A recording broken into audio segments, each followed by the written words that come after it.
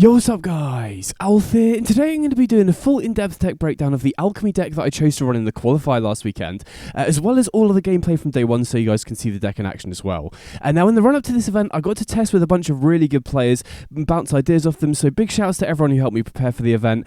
And I also tried out a bunch of different archetypes and ideas as well, and I ended up settling on this particular Naya Legends deck that I put together. And this deck definitely just felt like the best deck to me in testing. It was the deck that I was winning with the most.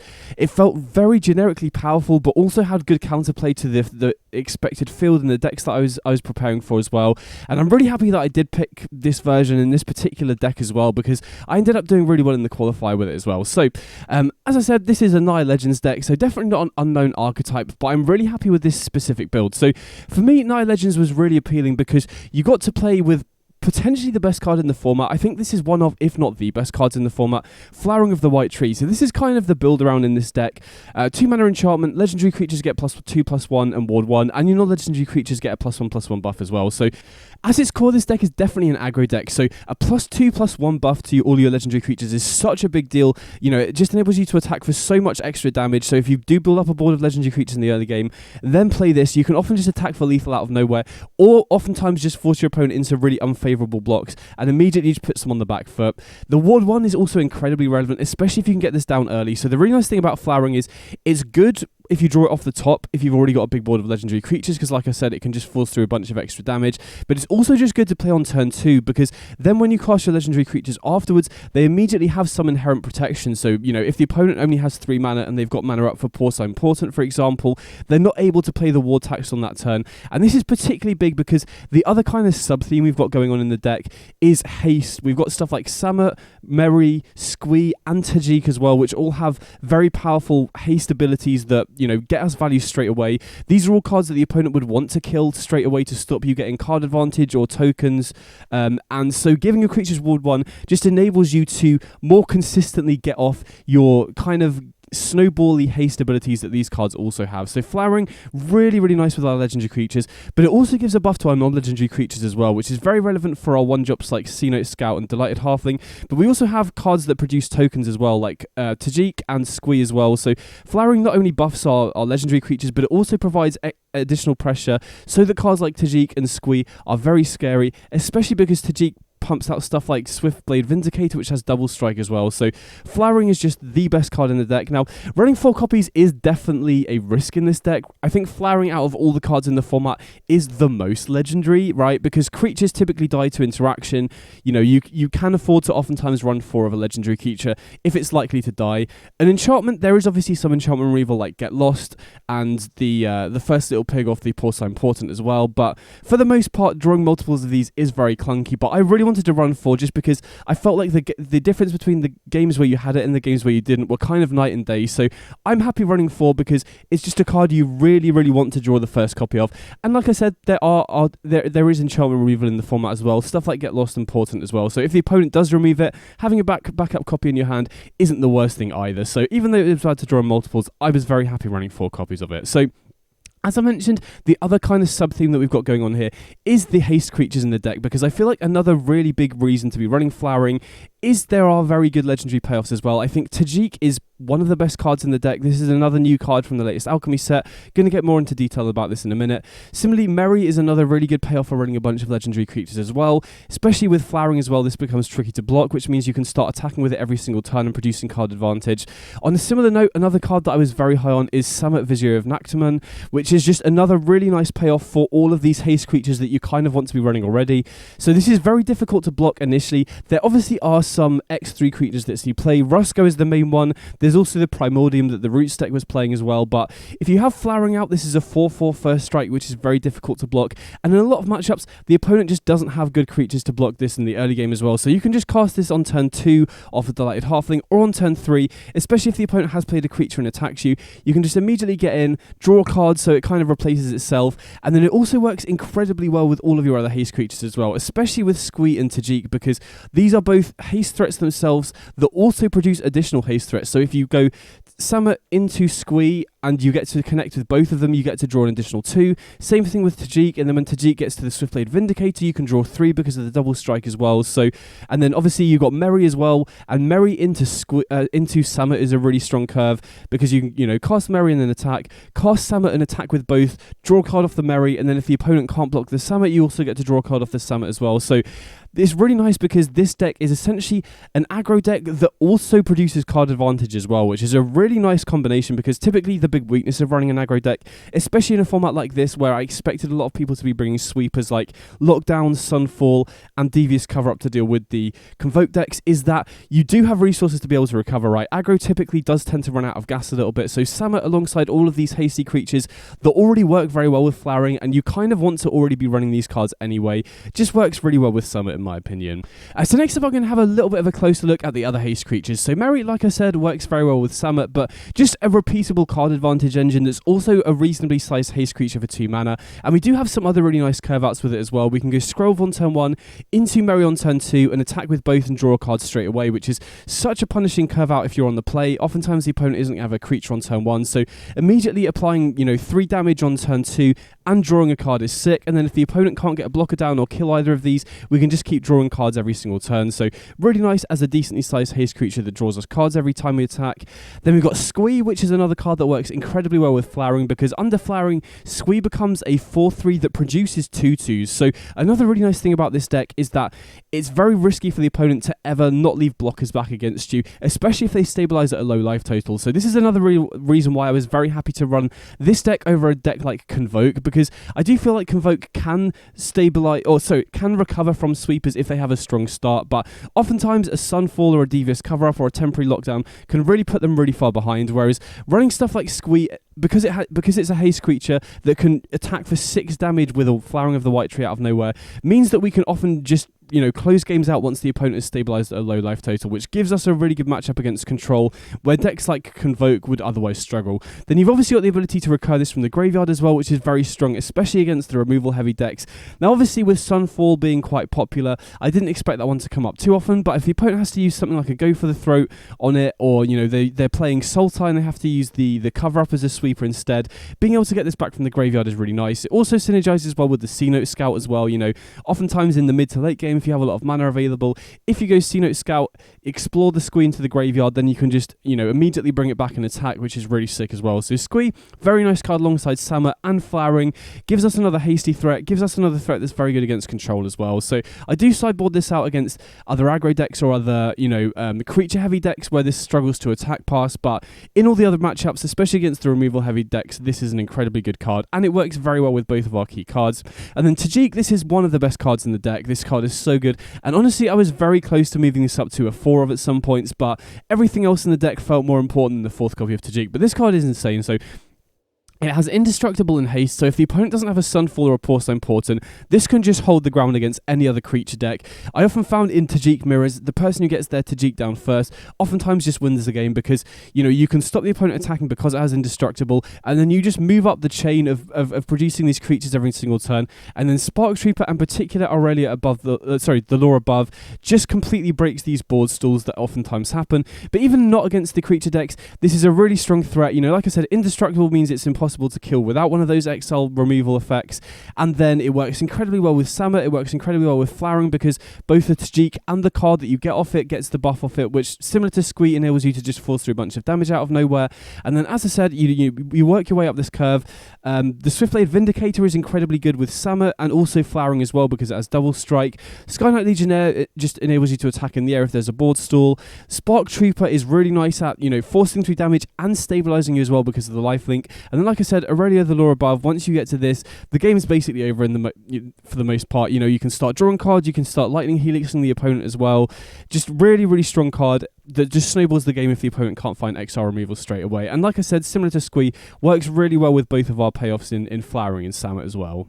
So another really nice payoff of running a Legends deck is that we get to run 4 copies of Animus Might as a removal spell. So this is basically just a 1-mana unconditional removal spell, right? We're capable of killing basically all of the commonly played creatures, and even bigger creatures like Shieldred or an Atraxa, we can kill with bigger creatures like Hajar or Tajik once we start buffing it, especially once we have a Flowering in play as well. So obviously getting to run a 1-mana removal spell in an aggro deck is so sweet. The one weakness of this card though, as opposed to other removal spells, is that the opponent can fizzle it by killing your creature in response, but that's not really too much of an issue because first of all the opponent has to have mana open when you're casting this, but we also have a number of ways to protect our creatures. So obviously Tajik is indestructible, so it has inherent protection from non-XR removal. Same thing with Hajar, we can give our board indestructible in response as well. Then we've also got Plaza of Heroes and Scroll that can fizzle any single target removal spell, and obviously Flowering gives our legendary creatures ward 1 as well, so it's very difficult for the opponent to fizzle this if you play with it carefully, and having access to a mana removal spell in an aggro deck is so sweet. Now the one drawback of Animus Might in a Legends deck is that we do have to have actual green mana for it. One of the other big strengths of running this archetype is that we do get to run lands like Plaza of Heroes and Great Hall of the Citadel, which is a really big deal in Alchemy right now because I feel like the mana base in 3 colours in Alchemy is pretty bad unless you're running a colour pair that has 2 fast lands, and so we do have to run fewer halls in order to fit enough green sources in the mana base for the Animus Might, but we're also running Delighted Halfling, which requires a green source on turn 1 as well, so it's less of a drawback when we need to run green lands for both of these, if that makes sense. Speaking of which, Delighted Halfling, one of the best cards in the deck as well, getting acceleration that also fixes our mana for our legendary creatures and our legendary permanents for stuff like Flowering is so big.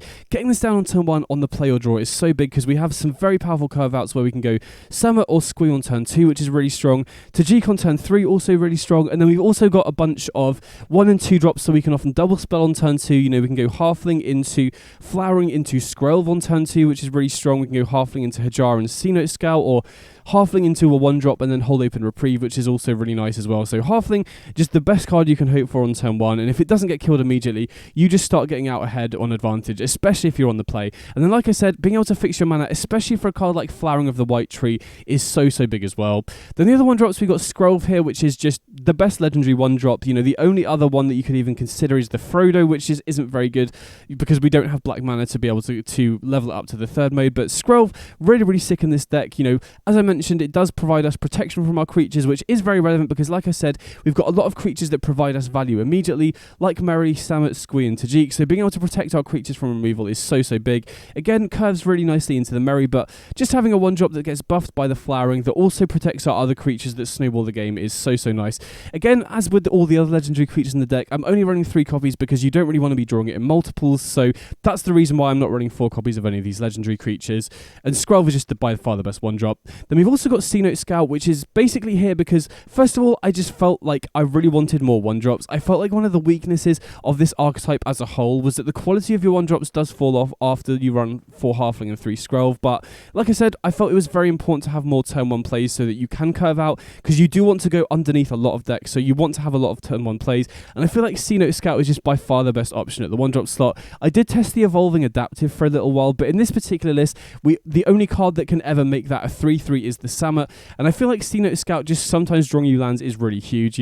One of the big issues with this deck, or one of the weaknesses of this deck, is the mana base. So having Sea-Note Scout, first of all, enables you to run slightly fewer lands whilst not having to worry about flooding out or getting screwed. One issue I found when I was running the Evolving Adapters is that I felt I had to run 23 lands, which sometimes meant that I didn't naturally draw the 4th land to hardcast Tajik on curve, and a lot of the time also meant that I was flooding out quite a lot. So Sea-Note Scout is really nice because, first of all, it just enables us to run a slightly lower land count without having to worry about missing land drops because Scout can find it. It's also just a 1-mana 2/2 in a lot of scenarios, which is just very good as part of an aggro deck. And then also, as I said, it's got a nice synergy with Squee, where we can sometimes just explore the Squee into the graveyard and then just cast it from the graveyard immediately. So Scout, definitely the next best 1-drop to be running after Skrelv and Halfling, in my opinion.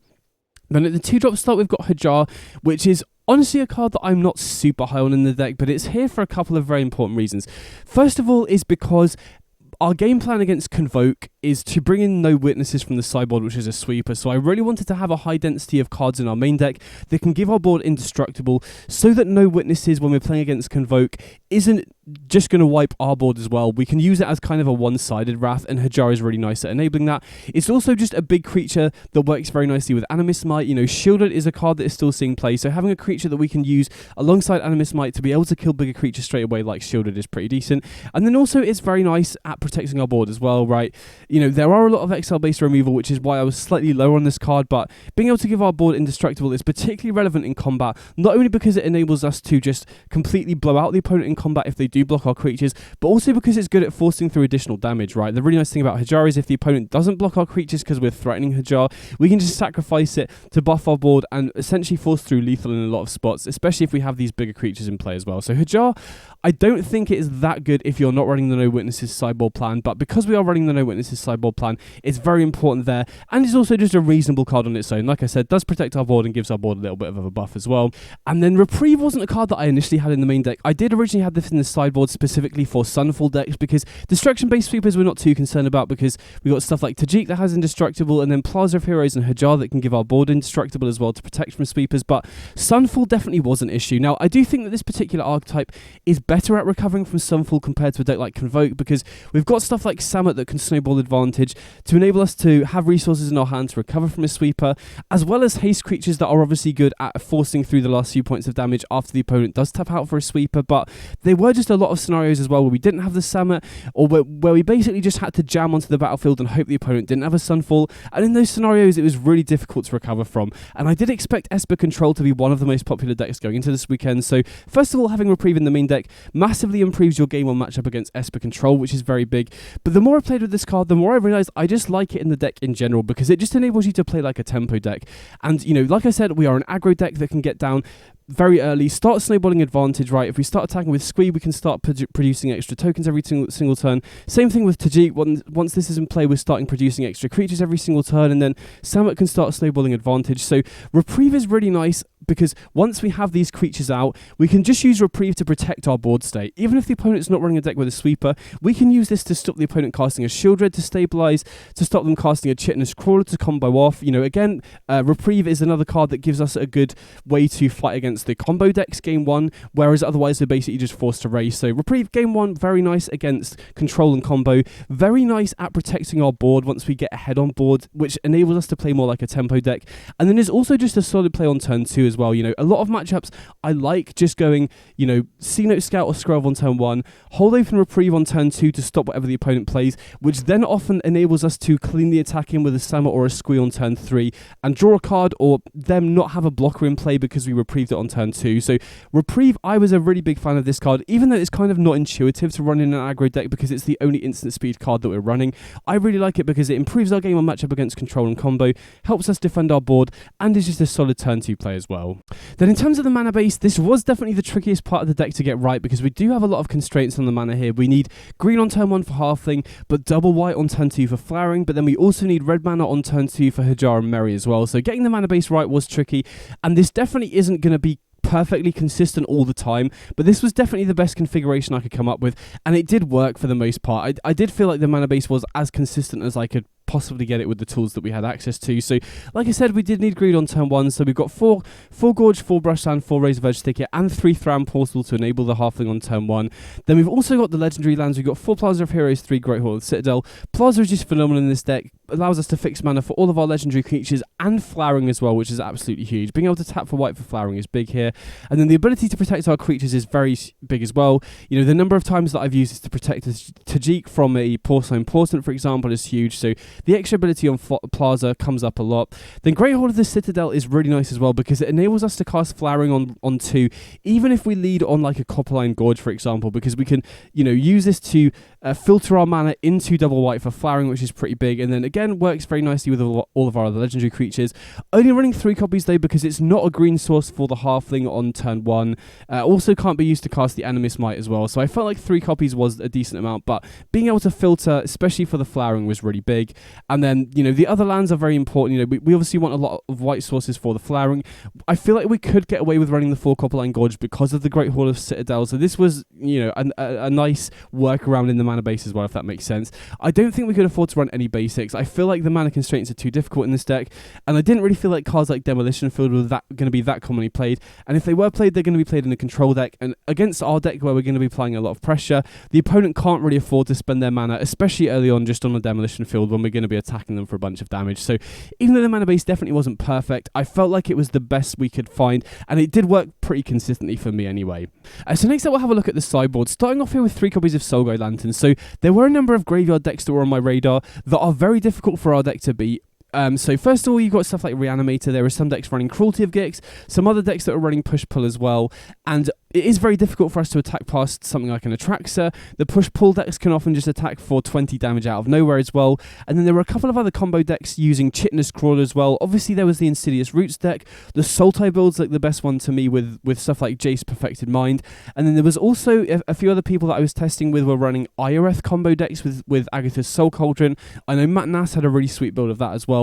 And they're all decks that are, if the opponent can get their combo online, they just beat us, regardless of how many creatures we have in play. And Soul Guide Lantern just seemed like the best tool against all of those decks. 1 mana is very cheap, so we can get it down early, and just being able to exile the opponent's whole graveyard at instant speed just felt like such a solid way of basically just forcing them to rebuild and buying us a bunch of time, which in those sorts of matchups, buying yourself an extra turn or two is often the difference between winning or losing. So I really wanted to have a high density of graveyard hate so that we have a pretty high chance of drawing the first copy in it to, just slow the opponent down, which usually just buys us enough time for our proactive game plan to get there.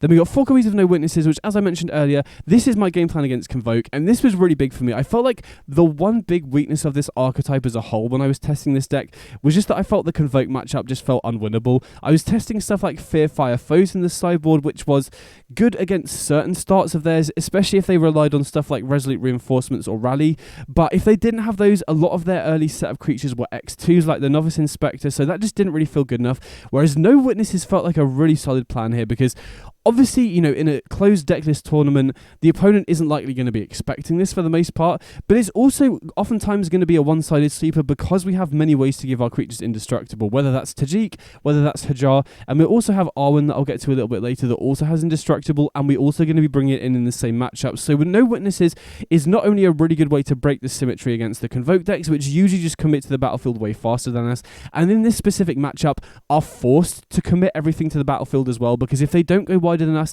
it is possible for us to race them. So No Witnesses, if you ever draw this against the Convoke deck, is basically just going to win you the game immediately.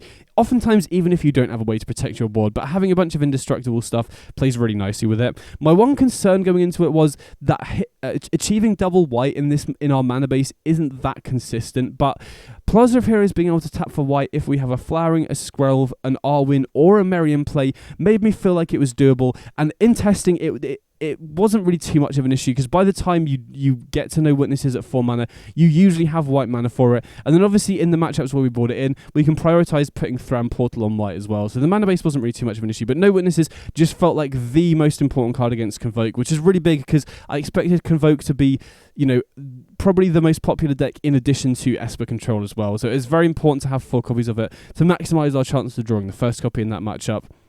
And we got 3 copies of Haywire Might, which again is very important for the same sort of matchups as Soul Guide Lantern. Against the Roots deck, against the Cauldron decks, you really want to have a cheap way to remove their powerful, Soul Cauldrons and Insidious Roots at instant speed. And then there's also some other decks that are running stuff like Temporary Lockdown, where you might also want to be able to answer that as well. So Haywire Might just felt a lot better. I was initially running Loran of the Third Path, but being 3 mana as opposed to 1 and not being able to activate it at instant speed felt like a really big difference. So Haywire Might just felt much better there. Then we got 3 copies of Invasion of Gobekhan, which is basically our tool against control in addition to Reprieve. And Invasion works really nicely in this list because we have so many haste creatures. Even if we don't get down early creatures on turn 1, we can often go Invasion on turn 2 into Squee on turn 3 to just immediately flip it, or, Tajik or Samut, or even like Merry are very good at just, applying pressure, attacking the invasion, flipping it into the Light Shield Array, which not only provides us a way to buff our board every single time we attack, but also then provides us protection from single target removal as well. So the play pattern against Esper, for example, that this often came down to was like, you play a Sea Note Scout on turn 1, then an Invasion on turn 2, you exile their Sunfall to make it 7 mana, then attack it down on turn 3 to flip it, and now stuff like Porcine Portent isn't very good because we can activate this to protect our Tajika instant speed. So Invasion in addition to Reprieve felt really nice against Esper, and another really nice upside of running 4 Reprieve in the main deck, specifically against Esper control, was that post-sideboard we had 7 cards that were just really good at stopping Sunfall, which was their only real way to win the matchup from my experience. And then finally we've got 2 copies of Arwen Mortal Queen, which was a really, really good card, especially against other aggro decks, right? Being able to get this down against a deck like Convoke or, Mono Red, for example, just is such a hard roadblock for them to attack past. Then we can give our other creatures lifelink as well if we need to start swinging the life total race. But it also just works very nicely against Convoke with our No Witnesses plan. Like I said, it's another indestructible creature, so we can go, being able to go Arwen on turn 3, into No Witnesses on turn 4, and then keep this around as well as a creature that we can then use to, provide lifelink to another creature to start stabilize us even further. But yeah, Arwen just felt really good in aggro mirrors and also very good against Convoke when we have no witnesses there as well. So that's the deck overall. Like I said, I was really happy with how this deck was playing in testing. I felt like it had a very strong proactive game plan with some crazy fast starts that were very difficult for any deck to beat, but I also felt that within the 75 we had good game plans for the expected field. I felt very confident in my matchups and sideboarding plan against all of the expected decks, and I was also very happy with how the deck performed in the qualifier as well, so very happy to have picked this deck. And next time I've got gameplay, like I said, I've got all of the rounds from day 1 recorded. I didn't record any commentary over the games at the time because I wanted to focus on them, so what I've basically done here is added commentary to all the games after the fact, talking you through all my thought processes at the time, going through, any potential misplays as well, but I was very happy with how the deck performed in the qualifier as well. So either way, I hope you enjoyed the deck guide, I hope you enjoyed the gameplay coming up, and I'll catch you all in the next one. Big up!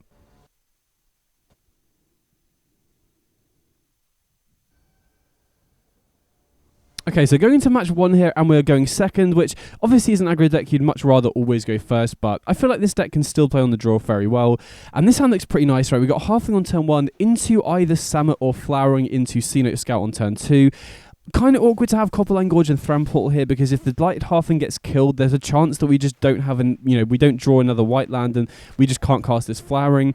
Either way, we're always going to lead on the Halfling regardless. Opponent plays Undercity Sewers, and obviously they've got white lands here as well, so almost certainly going to be against Esper control. Here we can either go Samet or Flowering into Sea Note Scout, and I take the greedy line of going for Samet, which looking back at it now, I don't think I like this line. Samet is protected from No More Lies because of the Blighted Halfling here, but if they have Reprieve, we don't do anything else, and this also plays into Go for the Throat or Get Lost. I feel like I, in hindsight, should have gone for Flowering into Sea Note Scout because they did have Reprieve, which would have meant that I could have gone, double spelled. And if they have a removal spell like a Get Lost or a Go for the Throat, it's much better to get Flowering down first so that it taxes their removal. So I already think I've made a misplay in this game, looking back on it. I mean, I do still think that going for Samet is a fine play there. It's definitely the greedier line, basically. And looking back on it, I think I should have just gone for Flowering Sea Note Scout instead, because especially against a control deck like this where they're likely to have a lot of single target removal, it's best to get Flowering down as early as possible, because that then means that when we do get our creatures down, especially haste creatures like Samet or Tajik that we've got here, it's much more difficult for them to answer them with stuff like Porcine Portent or Go for the Throat. So and obviously if we had played Flowering into Sea Note Scout, we would have already had the Sea Note Scout in play here. Opponent unfortunately has the Stern Scolding for the Scout, which I'm alright with actually. I'd much rather them use the Stern Scolding on something like a Sea Note Scout than a Samet or a Tajik, but the Halfling also provides protection from the Stern Scolding, so I do think we would be in a much better position in general had I gone for Flowering into Sea Note Scout on turn 2 there. But I still think, again, Samet isn't a completely unreasonable play there. It's just the greedier line, because you're basically hoping they don't have Reprieve, and you're really hoping that they don't have a single target removal spell like a Go for the Throat or a Get Lost. So from this position, I do like leading on Flowering here because, again, you want to double spell. I don't want to just jam Tajik here into a potential Porcine Portent or a potential Reprieve again and kind of get blown out. This turn with 5 mana, I feel like it's always correct to double spell. You always want to lead on the Flowering first because, you want to have that in play before the Samet so that it has inherent protection the turn it comes down. And because No More Lies is only a 3 mana tax, I don't, getting Flowering in play first without using the Delighted Halfling means that it's also playing around No More Lies with both cards you're playing, if that makes sense, right? No More Lies is, Flowering is protected because you have 3 mana, and the Summit is protected because you're playing it off the Halfling, right? So opponent just taps out for the Portent here, which is so good for us, because now we can just jam Tajik, get the first trigger without having to worry about Portent, and then we can also use the Animus Might in order to take out the first little pig before they can use the pig to take out our Flowering, right? The reason the opponents played the Portent out here is to try and kill the Flowering before, next turn, basically. So now we can go Might here, take out the first little pig, get the first trigger on Tajik, and unless the opponent has a Sunfall here, I feel like we're in a really good spot. If they do have Sunfall, then we are potentially in trouble here, but I definitely did make a mistake early on with that Flowering line, but I feel like if they don't have Sunfall here, we're in a really solid position. And a lot of these decks, I was just about to say, a lot of these decks were running Temporary Lockdown as a 2-of, and not running Sunfall in that high numbers in the main deck, which is really good for us, because now Tajik survives. Even though we do lose the Flowering, we can still get in for a lot of damage here. And now I'm just debating whether I want to run out the Halfling at this point or not. And looking back on it, I can't remember exactly what I do, but I think I do like playing out the Halfling here, because I feel like the only card we're really losing to here is Sunfall, and we can't really afford to play around it, right? If they have the Sunfall, we're probably just losing this game. If they don't have the Sunfall, then we want to get as many creatures in play as possible, right? The only way they can kill Tajik without Sunfall is Porcine Portent. If they had Portent, they would have used it last turn, so they would have had to draw Portent off the top, and if they do draw Portent off the top, I would much rather have the Halfling in play as an extra attacker. And so here my opponent uses Get Lost on the Tajik, and I still can't figure out if they genuinely didn't know that Tajik had Indestructible, or their hand just wasn't capable of beating mine and they were kind of getting frustrated about it. Either way, they end up scooping up game 1 there. So I do think I made a misplay potentially on turn 2, but thankfully we didn't get punished for it, and they didn't have the Sunfall, and I did see quite a few builds that were running 3 or 4 Lockdown main, 2 Sunfall, and only 2 Sunfall, which is really good for us because we can recover fairly easily from Sunfall. Lockdown is obviously still okay against us, but if we have a 3 or 4 drop in play, especially a Tajik, it's really hard for them to recover. So sideboarding, very simple against control. I always bring in Invasion of Gobekhan as a 3-of, and then in terms of cuts, I either cut 3 Animus Might like I did here, if I don't expect them to be on a high creature count. If I see a lot of creatures, like if I see Oracle plus Rusko, then I usually trim 1 Flowering and 2 Animus Mites instead, because obviously Flowering can be clunky to draw in multiples, so bring it down as a 3-of isn't really too much of a drawback to do. And, especially if the opponent is running a lot of Ruskos and Oracles, you do want a couple of Animus Might as opposed to 1, because you do want a way to kill the Rusko before it starts getting them a bunch of life, for example. But since I saw Lockdown in the main there, I've got to read that they're probably not running Oracle, right? Typically, the Oracle builds are also running Case of the Lost Witness, which is awkward to run with Lockdown in the main deck. So typically against builds that are running Lockdown main, you want to have only 1 Might, and then against builds that are running, Oracle and Case, you probably want to have 2 Animus Might. So post-sideboard, I do expect my opponent to have 4 Sunfall in the 75, so I'm expecting to see all 4 copies this game, but with 4 Reprieve that's very good at protecting our board from Sunfall, and 3 Invasion that's very good at preemptively sniping it from their hand, I feel like we should, post-sideboard this matchup gets even better because we have 7 ways to hit their key card in the matchup, and without Sunfall, they really struggle to beat us. Lockdown is probably the next best option, and we saw from last game, once we have a 3 or 4 drop in play, especially if it's Tajik, it's really hard for them to beat us using Lockdown. So this hand is pretty interesting. Obviously, having double Scroll isn't ideal here, although if they have a cut down, having a backup copy could be reasonable. But I think I'm happy to keep this hand, right? We've got Scroll on turn 1, into Flowering on turn 2, which immediately makes it a 3-2, which is just a decent attacker. And then we've got double Reprieve as well, which is pretty solid. So we draw a Sea Note Scout off the top, which is obviously good at finding us land drops, but we don't really need to start digging for lands until turn 3, really, right? We already have our next land drop, so I like going Scroll on turn 1, then we can follow it with Flowering on turn 2, and then if we do miss a land drop, we can still just go Scout on turn 3, which I think is fine. So we're going to jam the Flowering here. Obviously, they could have Reprieve. They don't have mana up for No More Lies, which is pretty nice. Reprieve is still a concern a little bit, which they do have the Reprieve, kind of annoying, but we get to start getting with Scroll, and Scroll does also have Toxic, right? So they can't just afford to let us keep hitting them with the Scroll every single turn. But yeah, I feel like we're in a reasonable spot here. If we miss our 3rd land drop off the top, it could be pretty dicey though, because they can just counter the Sea Note Scout, obviously. So I am just going to run out the C-Note Scout here. We could go for the Flowering instead, but I think hitting land drops is pretty important here.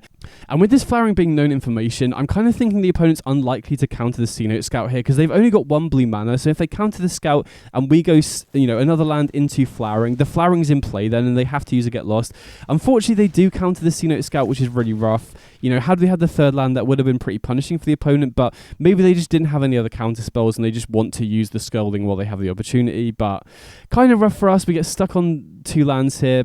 Thankfully, we have another Scout, but, if the opponent has another counter spell, they now know that we don't have our 3rd land, so they might snap it off. Thankfully, we do draw another land off the top, though, so I think I like leading on the Scout here to try and bait out another counter spell, right? Because if they have another Scalding or even another Reprieve, they might prioritize using that on the Scout, which would then clear the way for us to go, Great Hall into Flowering.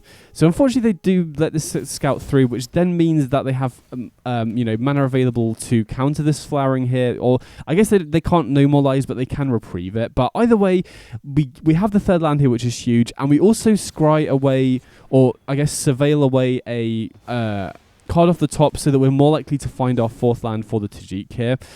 It is a little bit awkward that we only have 1 white mana, because for example, we don't have enough mana right here to go Skrelv and Hole Open Reprieve, which would be a pretty reasonable line, I think. Obviously, we can, use both Citadels to cast the Skrelv, but if we don't draw another land off the top, we then don't have enough mana for Reprieve Open. And the opponent just jams the Ring here, which is pretty interesting. So if we draw another land off the top, that then means that we can just cleanly resolve this Tajik here.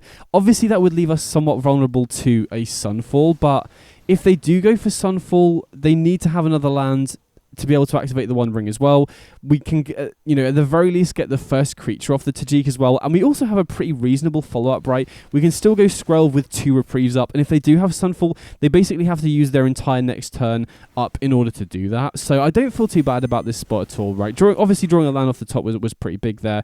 And now if we can, if they don't have Sunfall this specific turn, I feel really solid about this spot because then we can just keep passing, right? We can pass with both Plaza of Heroes up to protect Tajik from another Porcelain Important, and we can just pass with double Reprieve up. And now with Tajik in play, Plaza of Heroes also taps for white mana, so we have access to both Reprieves. So in this spot, I'm just praying that they don't have Sunfall, right? Obviously, they can activate One Ring to have 2 more looks for it, but they need, land into Sunfall here to really stabilize against us. If they don't have that, I feel like we're very, very likely to win from this position, because this is the kind of spot where if we get to untap here, obviously they could obviously also have Portent, Pay the Ward on Tajik, but if they don't have either of those, I feel like we're in a really good spot here, because these are the sorts of spots where Reprieve is just really good at defending your board. Once you already have a Flowering and a Tajik in play, you're just winning regardless, right? Because the Tajik is just going to keep pumping out creatures every single turn, so as long as you have Reprieve to protect your creatures from removal here, you're very likely to win anyway. So now we get to produce this Swiftblade Vindicator. I think we should just attack all here, right? Obviously they can, block the Boros Recruit and just eat that up, but they're taking a ton of damage otherwise, right? So here, even with double Reprieve, I have to just think very carefully about what we use it on. I'm very tempted to Reprieve this Get Lost here, just to force through extra damage, but I'm very concerned about Sunfall plus Counterspell as a backup. So I think even though Get Lost does kind of blow us out a little bit more in combat, and it does also reduce our damage, I feel like the only card that was still the only card that we're really losing to here is either a Shieldred to go with the Ring or a Sunfall here. And if they have one of those two backed up with a counterspell, I think it's going to be really tough for us to win. So even though they do kill the Flowering, I still feel like we're in an advantageous position here. And I'd much rather use Reprieve to stop a Sunfall, stop a Shieldred, and have another Reprieve back up to counter a counterspell. That's the only real line I'm really concerned about here. So I like how I've played this game so far. They activate the One Ring again, which is, again, going to help them dig towards the Sunfall, but with double Reprieve here, I'm not really too concerned about it. So it looks like they're just attacking with the Rusco, which is a pretty sure sign that they just have the Sunfall, right? The only reason they would attack is if they have a Sweeper here, and thankfully we have the double Reprieve here, right? So I feel pretty confident. They just jam the Sunfall, so we'll let the Rusco trigger resolve, counter the Sunfall here, with Reprieve. Obviously they could have, they've got blue mana, they've got 2 mana and blue mana available here, so they could have something else to try and force it through, but I feel pretty good about this spot, right? We've got another Reprieve here to back it up. The fact they attacked him with the Rusco is probably a mistake, honestly, because getting in for 3 damage isn't really how they're going to win here, I don't think. The nice interaction here between the map tokens and Tajik is that we can give a +1/+1 counter to the Tajik, which then means that we can move up the chain quicker.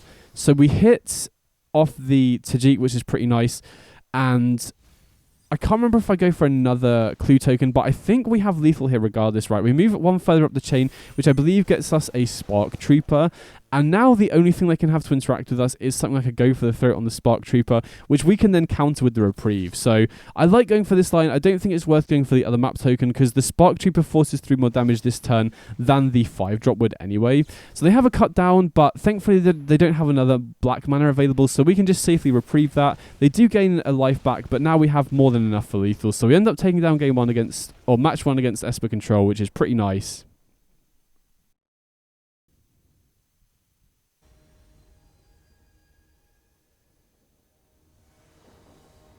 Okay, so going into match 2 here, and we're on the play, which is really nice.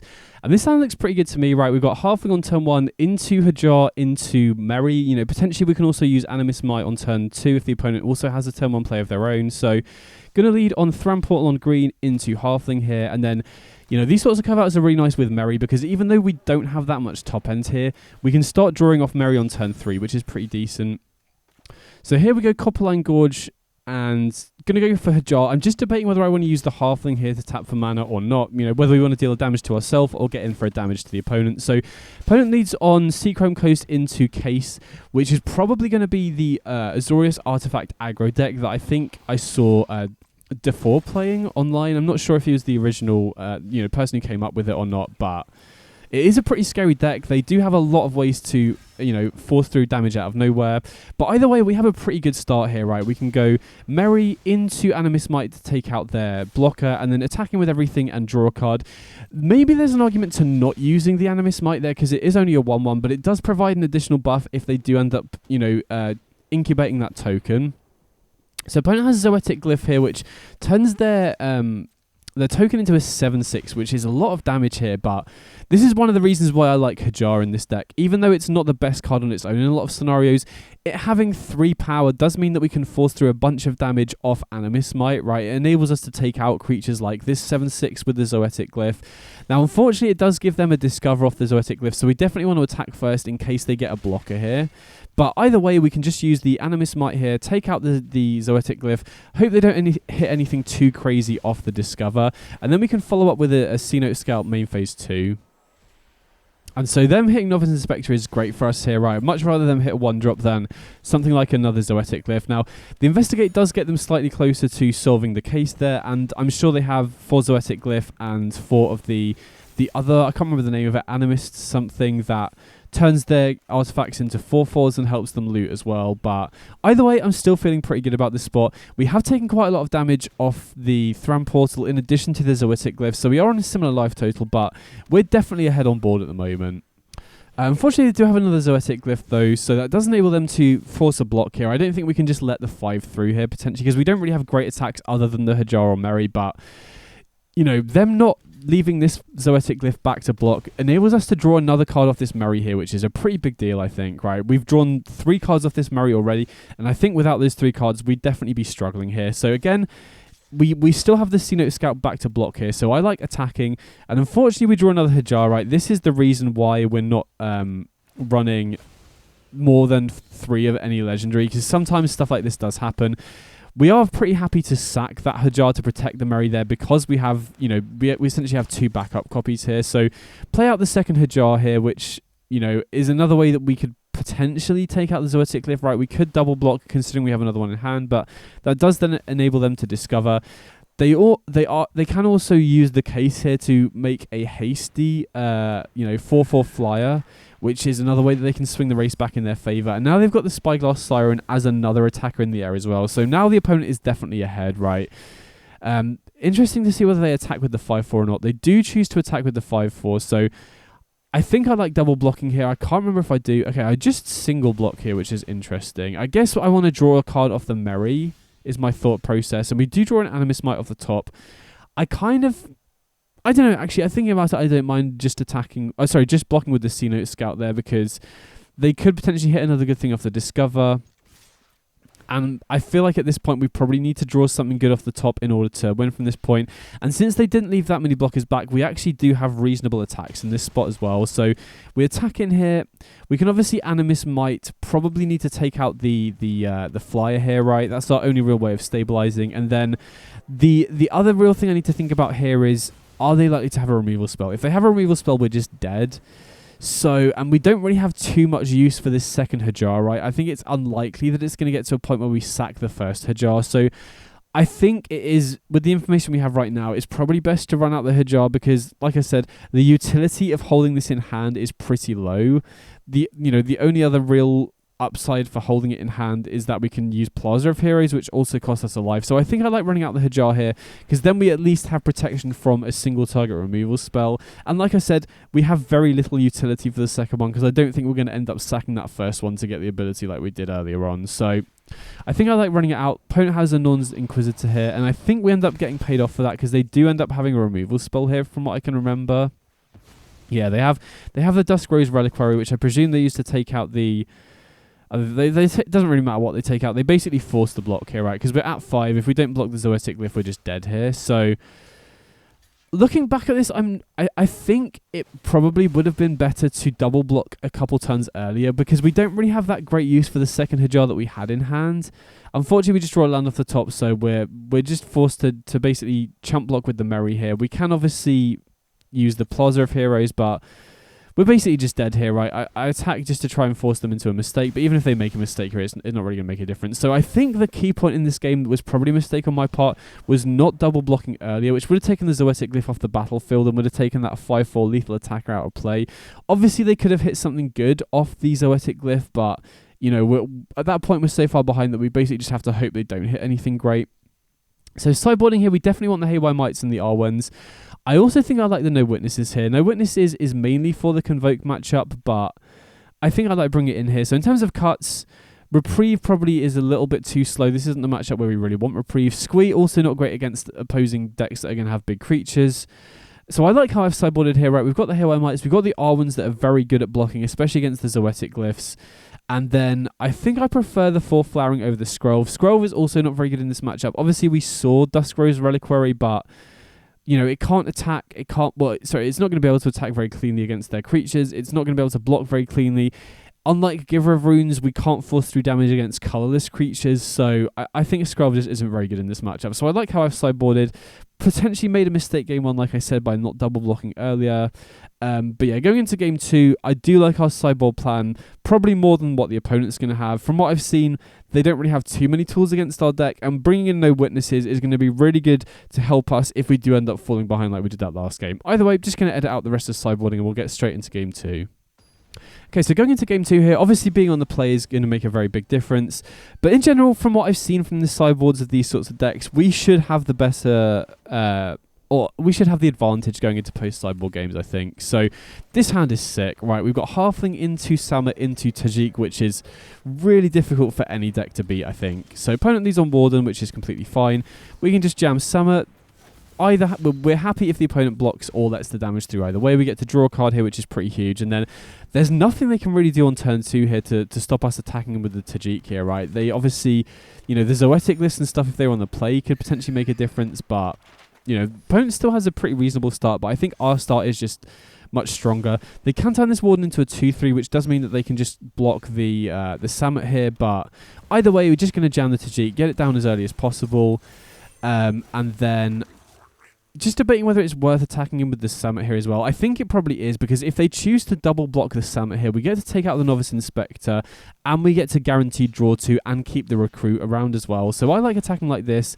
Opponent doesn't double block, which is fine. We still get to draw a card. We're losing the Recruit, which would have happened regardless anyway, but I feel pretty good about this spot, right? Obviously, the opponent can play stuff like the Glyphs here, but with Tajik already in play, which snowballs the game pretty quickly, I feel like we're definitely in an advantageous position. Even though the opponent's start definitely wasn't too bad either, our start was just a lot better, I think. And then we draw an Animus Might off the top, which is even stronger, right? So now we can go Merry, Animus Might to take out this Warden, draw a card off the Merry, potentially draw a card off the, we could potentially draw 2 cards, off the card that the Tajik is going to put into play here. Got to be careful with the auto tapper here because we really want to use the we really want to cast the Scroll of main phase 2. I end up using the Delighted Halfling here because we are going to be drawing a lot of cards here, right? So I want to have actual mana available for what we draw off the top, because the opponent doesn't really have great blocks here, I don't think. And so here we get to draw a bunch of cards, right? We draw off the Samet twice. We have another Animist Might as well, which is solid. Now we can take out the Thopterus, which prevents them getting the Thopters in play. Cast a Scroll, and now we're so far ahead. There's basically nothing the opponent can do to win from this spot. So that just shows how, snowbally the starts can be, especially if you have Halfling into Summit into Tajik. Sideboarding here, I think I'm pretty happy with how I submitted before. So I'm just going to edit out and go straight into game 3. Okay, so going into game 3 here. Obviously, being on the draw does put us on the back foot slightly, but we do have the no witnesses game plan, right? That's the really nice thing about having no witnesses in the deck, especially in a closed deck list tournament like this, where the opponent probably thinks not only there's no risk of them overcommitting to the board, but they probably have to overcommit to the board in order to beat us, because we are essentially, a creature aggro deck, right? So I think that plays very well into our game plan. So here, lead on Sea Scout, I think we have to basically just surveil away anything that isn't a land here, right? We really need to hit our 3rd or 4th lands for both Samet and for the Tajik here as well. And we draw no witnesses, which is really huge. If that had been revealed off the top, that would have kind of given the game away here a little bit. But either way, going to play Sea Scout here. And again, we really need to just hit this land drop off the top. So we're going to play the Sea Scout, surveil away the Scroll, attack in, and then play this other Sea Scout here. And even if we don't find the land off the top, we're getting closer to a land, right? I'm hoping to find a land within the next few cards. And we do find a brush land off the top, which is pretty huge here. They go for Zoetic Glyph and attack in. So we definitely want to block here. We're not going to let 7 damage through, especially when we have this no witnesses here as well, which can potentially, mop up the board slightly. And we do draw another land off the top. So these Sea Scouts definitely did a lot of work at helping us find lands. And I'm going to attack with the Samet and the Sea Scout here. I like leaving back the other Sea Scout because we don't just want to let 2 damage through out of nowhere. Opponent blocks with the 1/1 to deny us a card, which I think is the correct play from their point of view for sure. They go for Novice Inspector, and then, they presumably attack with the 7/6 here. They also have the Mighty Stone. That's the name I was forgetting earlier. Mighty Stone's animation. So they do have quite a lot of power in play. Thankfully, they don't have haste on the animation because the artifact only entered play this turn. And now we can just jam the Tajik and just leave it back as a blocker, right? This is why Tajik is so good in these sorts of creature-based matchups, because this can just soak up the damage from the 7/6 every single turn now. We also have the no witnesses available, so if the opponent does overcommit to the board here, we can sweep the board and keep the Tajik in play, which is really huge as well. And if we sweep main phase 1, we still get to keep the creature that Tajik conjures around as well, which is a pretty big deal. So opponent goes for the case, and now I was pretty set on going for no witnesses immediately next turn, but now they've got the case, they can potentially, animate an artifact at instant speed. So opponent attacks in here.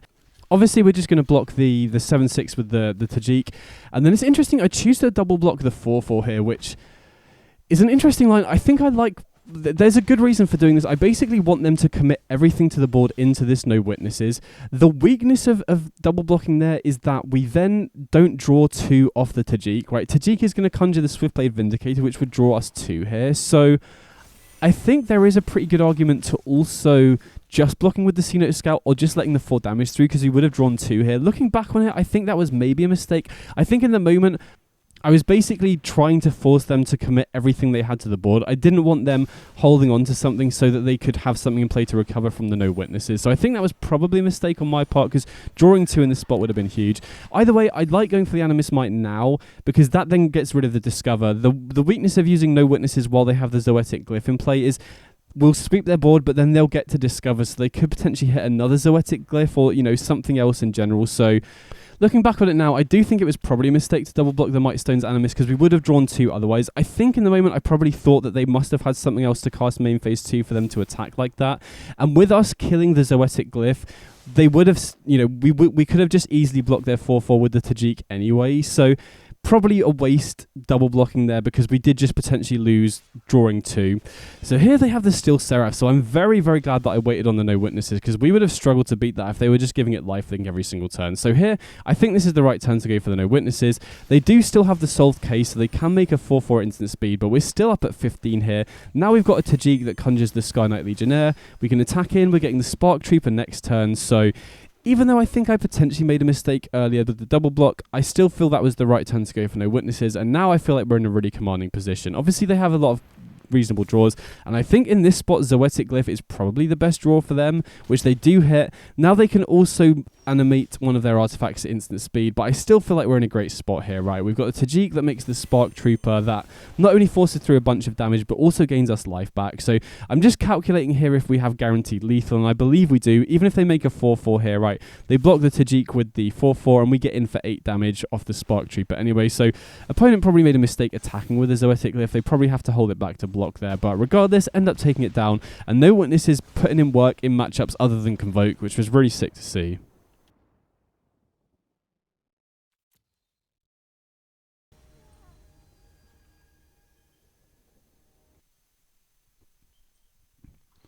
So going into match 3 here at 2-0, which is obviously the best start I could hope for. Obviously being on the draw here isn't ideal, but again, even though we're an aggro deck, I still feel like we have a good chance on the draw. We've got a lot of ways to go over the top of the opponent. Flowering is a really good way to break board stalls against other creature decks, as is Tajik as well.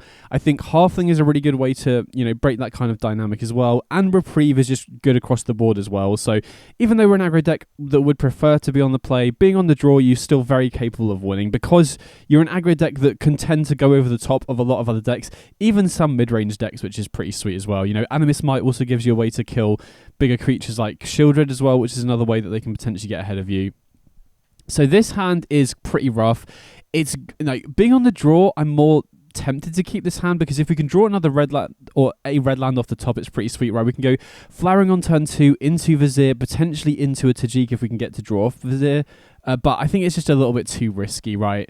If we don't draw a third land, and if that land isn't a red source, then we're in trouble. This hand isn't as powerful. I mean, looking back at it now, I could actually see an argument to keeping that other hand. I think this hand is definitely a keep on a 6, but that 7, even though it's a risky keep, I think there's some very good reasons to keep that hand, right? Like I said, if we do draw a red land off the top, we have got a pretty nice curve out. Nothing on turn 1, but Flowering into Sama into Tajik is a very strong start for sure. So opponent goes with Primordium here, so almost certainly going to be against the Roots deck. And here, I actually like just passing with Reprieve open, because the Roots deck, if they don't do anything on turn 2, it's, they're basically always going to have something to do on turn 2. And especially if they have a Tyvar here, I really want to be able to Reprieve that, because then next turn we can go Merry into Animus Might. I actually think Merry is better to hold until turn 3 here. So opponent does go for Deep Cavern Bat, which is pretty annoying because that means they're guaranteed to hit something good from our hand from this point. So here, now we've drawn a Tajik. I actually think I prefer going Tajik into Animus Might here, because then if they hit the Flowering, then we can just go Merry, draw a card. And if they hit the Merry, we still have the Flowering here to follow it up with. I think getting Hajar in play maximizes Merry as a follow-up play, if that makes sense.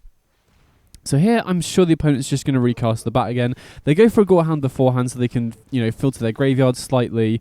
And then, honestly, I'm not too upset regardless of what they take here, right? If they take the Flowering, we've still got Merry as a good follow-up play. They do end up taking the Merry, which kind of makes sense, right? They don't have good blocks and it can start drawing us cards every single turn. And they get Turmoil over a Maverick, which is a good hit from them.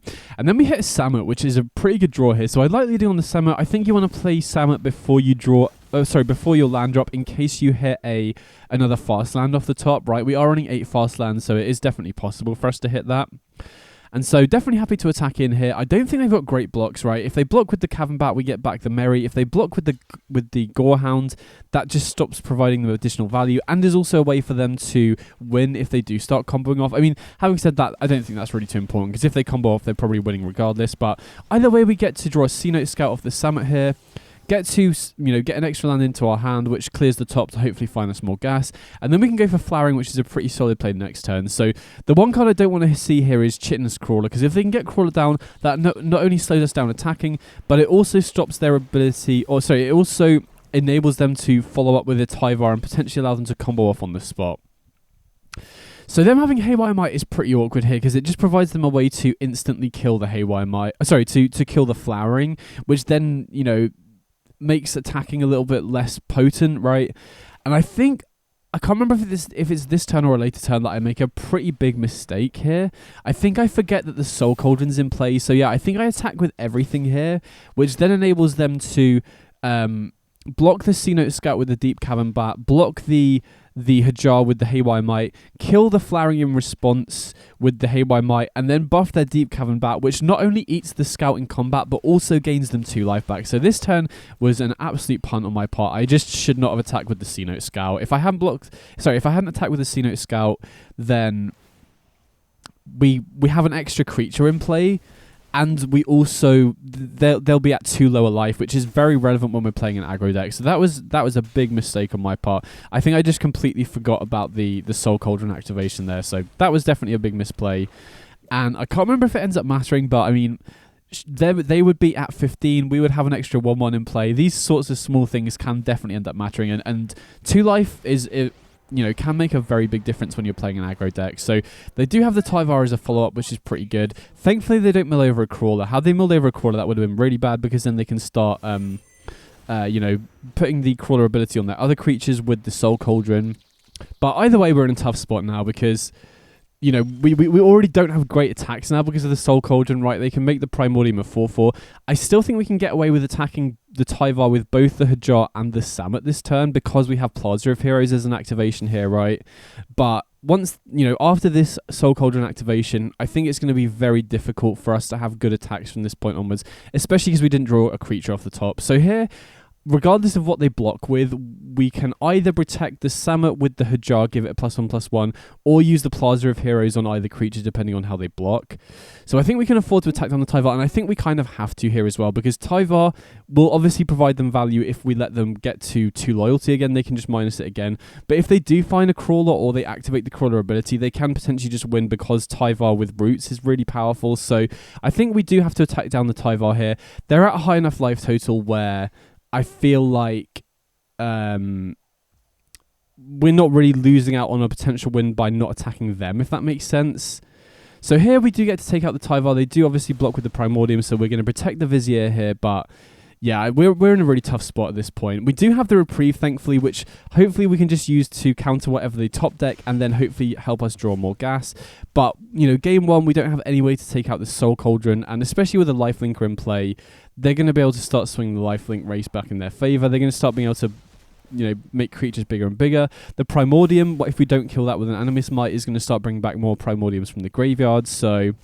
And then they draw the best possible, which kind of sucks here, right? Obviously, reprieving a Crawler is usually a decent play, but at this point where they're already kind of stabilized on the board, it doesn't really help. And so here, I think I make another misplay as well, or going into the next turn anyway. So my thought process here is that we have to use Might to take out the Crawler, or they're just going to be able to bring back the Tyvar and then win that way. But the issue with that line is that they've got the Soul Cauldron. I think in the moment I forget that Soul Cauldron can still enable them to use the Crawler even if it dies. So what I should have done here is use the Animus Might to take out the Deep Cavern Bat, get the Merry back in hand, and just start trying to race, right? Trying to attack around the Crawler. This is a potential spot where having the C-Note Scout and then being at a 2 lower life could have made a big difference. So I think what I should have done here is use the Animus Might, take out the Deep Cavern Bat, maybe played Merry instead of the Squee to try and draw an extra card, potentially. I still think there's a good argument for just going for Squee regardless, but either way, I think my only route to victory here is Animus Might the Deep Cavern Bat, stop them, winning on the Lifelink race, get the Merry back, start drawing cards, hopefully find another Animus Might for the Crawler. Just passing back here, if they didn't have the Soul Cauldron would probably be the correct play, because taking out the Crawler is the priority. But like I said, with Soul Cauldron in play, taking out the Crawler doesn't really do anything here, because they can just get the ability back off the Cauldron, then get back the Tyvar, mill 2, probably mill over a Roots, and then just combo off. So yeah, I think I've misplayed pretty badly twice in this game. Again, I think the opponent was pretty far ahead here to the point where I don't know if it would have mattered really. We would have had to get lucky off the Merry draws. So I think my optimal play this game would have been earlier, not attack with the C-Note Scout into the Deep Cavern Bat, and then last turn use the Animus Might, take out the Bat, cast Merry and start trying to draw into a second Animus Might, so then we can take out the Crawler and just try and apply pressure, because at the moment, the only way to win is to attack round, and they've got a 3/3 lifelinker that they can turn into a 4/4 lifelinker that can start gaining them life back every single turn. So this game is pretty much lost at this point, I think, right? And I think I shortly realised after I not used the Animus Might that I should have used it that turn as well. So again, like I said, I'm not sure we win this game even if I do Might on the Cavern Bat. But now I think we're basically forced to might the use might on the crawler, but then they can just use the Soul Cauldron. So basically we've lost at this point. I'm just going to edit out the rest of the game because this video is going to be quite long otherwise. So yeah, next turn opponent just uses the Soul Cauldron to get the crawler ability, and then they're just going to start using the Tyvar, getting back the creatures from their graveyard, and it's going to be impossible to win from that point onwards. So here, absolutely want both the Soul Guide Lantern and the Haywire Might to keep them off the combo for sure. You know, keeping their graveyard in check is very important, and then Haywire Might being able to answer both Insidious Roots and the Soul Cauldron is going to be very big there as well. I do expect them to have some pylons in their deck probably, or some removal spell in general, but on the whole, I don't think this is a matchup where Scroll's going to matter that much either. So I like how I sideboard here. Cut the reprieves for, you know, proactive ways to keep them off their key cards. Lantern keeps them off the graveyard so they can't go off with the crawler. And then, like I said, Haywire Might very good at taking out their key artifacts and enchantments as well. This hand's a little, you know, we don't have a great game plan here really. We've got Scout on turn 1 into Squee on turn 3, but I still think this is a keep, right? We can explore to try and dig towards something good, and I definitely like keeping Haywire Might on top, and then Squee on turn 3 on the play is still pretty reasonable, especially with Animus Might to take out any early creatures that they might play as well. So whilst not the fastest start, I do think this is probably a keep. Maybe I could maybe see an argument to shipping this back as well, but I think the C-Note Scout being able to dig towards something makes this, you know, more of a keep than a borderline to me, because, you know, we can dig towards Haywire Mights, we can dig towards stuff like Tajik that can help snowball the game as well. So opponent needs on the Dream Thief, so it looks like they're on the, you know, the more low power, high synergy builds, which I think plays into what, you know, what we're doing slightly better. I definitely think from testing the deck and, you know, playing a lot with different builds, that the Sultai version with Jace is a lot better, that can, you know, is focused on the more combo side of the deck and generally has a much higher overall card quality. You know, having to run small creatures like the Dream Thief and stuff like that can lead to situations where you're just, you know, your deck doesn't really do anything if you can't assemble your synergies very quickly. Nothing on turn 3 was very surprising. I was expecting to use Animus Might to take out a creature, you know, with the Squee, for example, but seeing nothing on turn 3 is huge. Opponent's down to 7 already. We're getting in for attacks every single turn.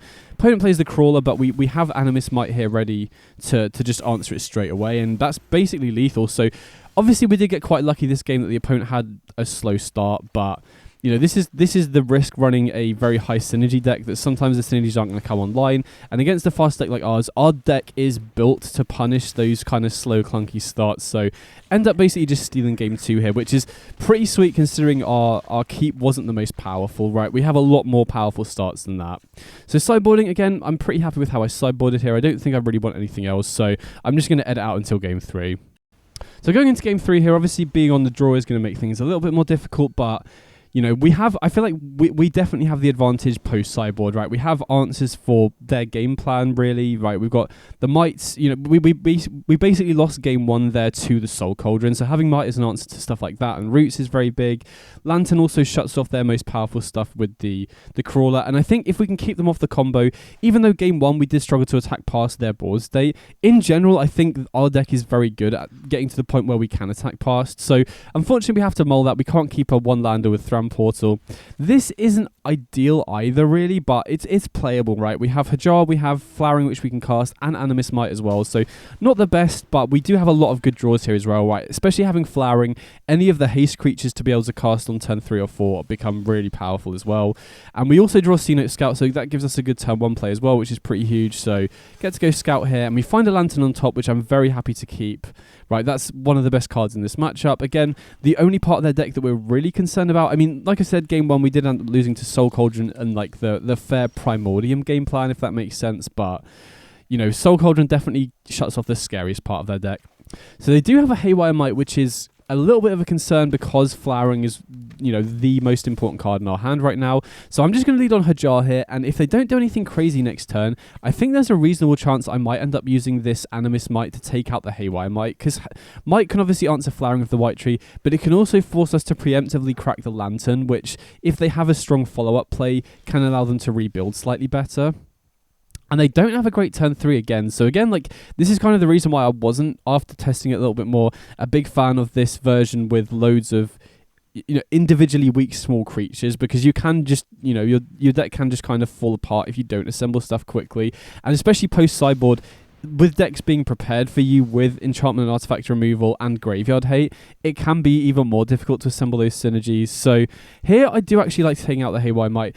Again, if they cast Crawler, that could be an issue next turn because then we don't have an immediate answer, but Flowering enables us to still attack past the Crawler, right? We can buff the Hajar to a 5/4, which enables us to attack in, and we obviously have the Lantern to keep them off the Crawler as well. So I feel like this line is best with what our current hand is, right? The only thing we're really worried about is Crawler, which I assume they have if they've kept a slow hand like this, and they missed their third land drop, which is obviously huge for us. So now we can get the Flowering down, and now we can start really applying pressure because the Might's off the battlefield. So again, I'm sure they have a Crawler in hand if they've kept a hand like this, but with the Flowering, we'd still be able to attack into it, so I'm not too concerned. Either way, we managed to get there. Obviously, those were some soft wins there, but from my experience, I felt like this matchup is pretty good from our side anyway.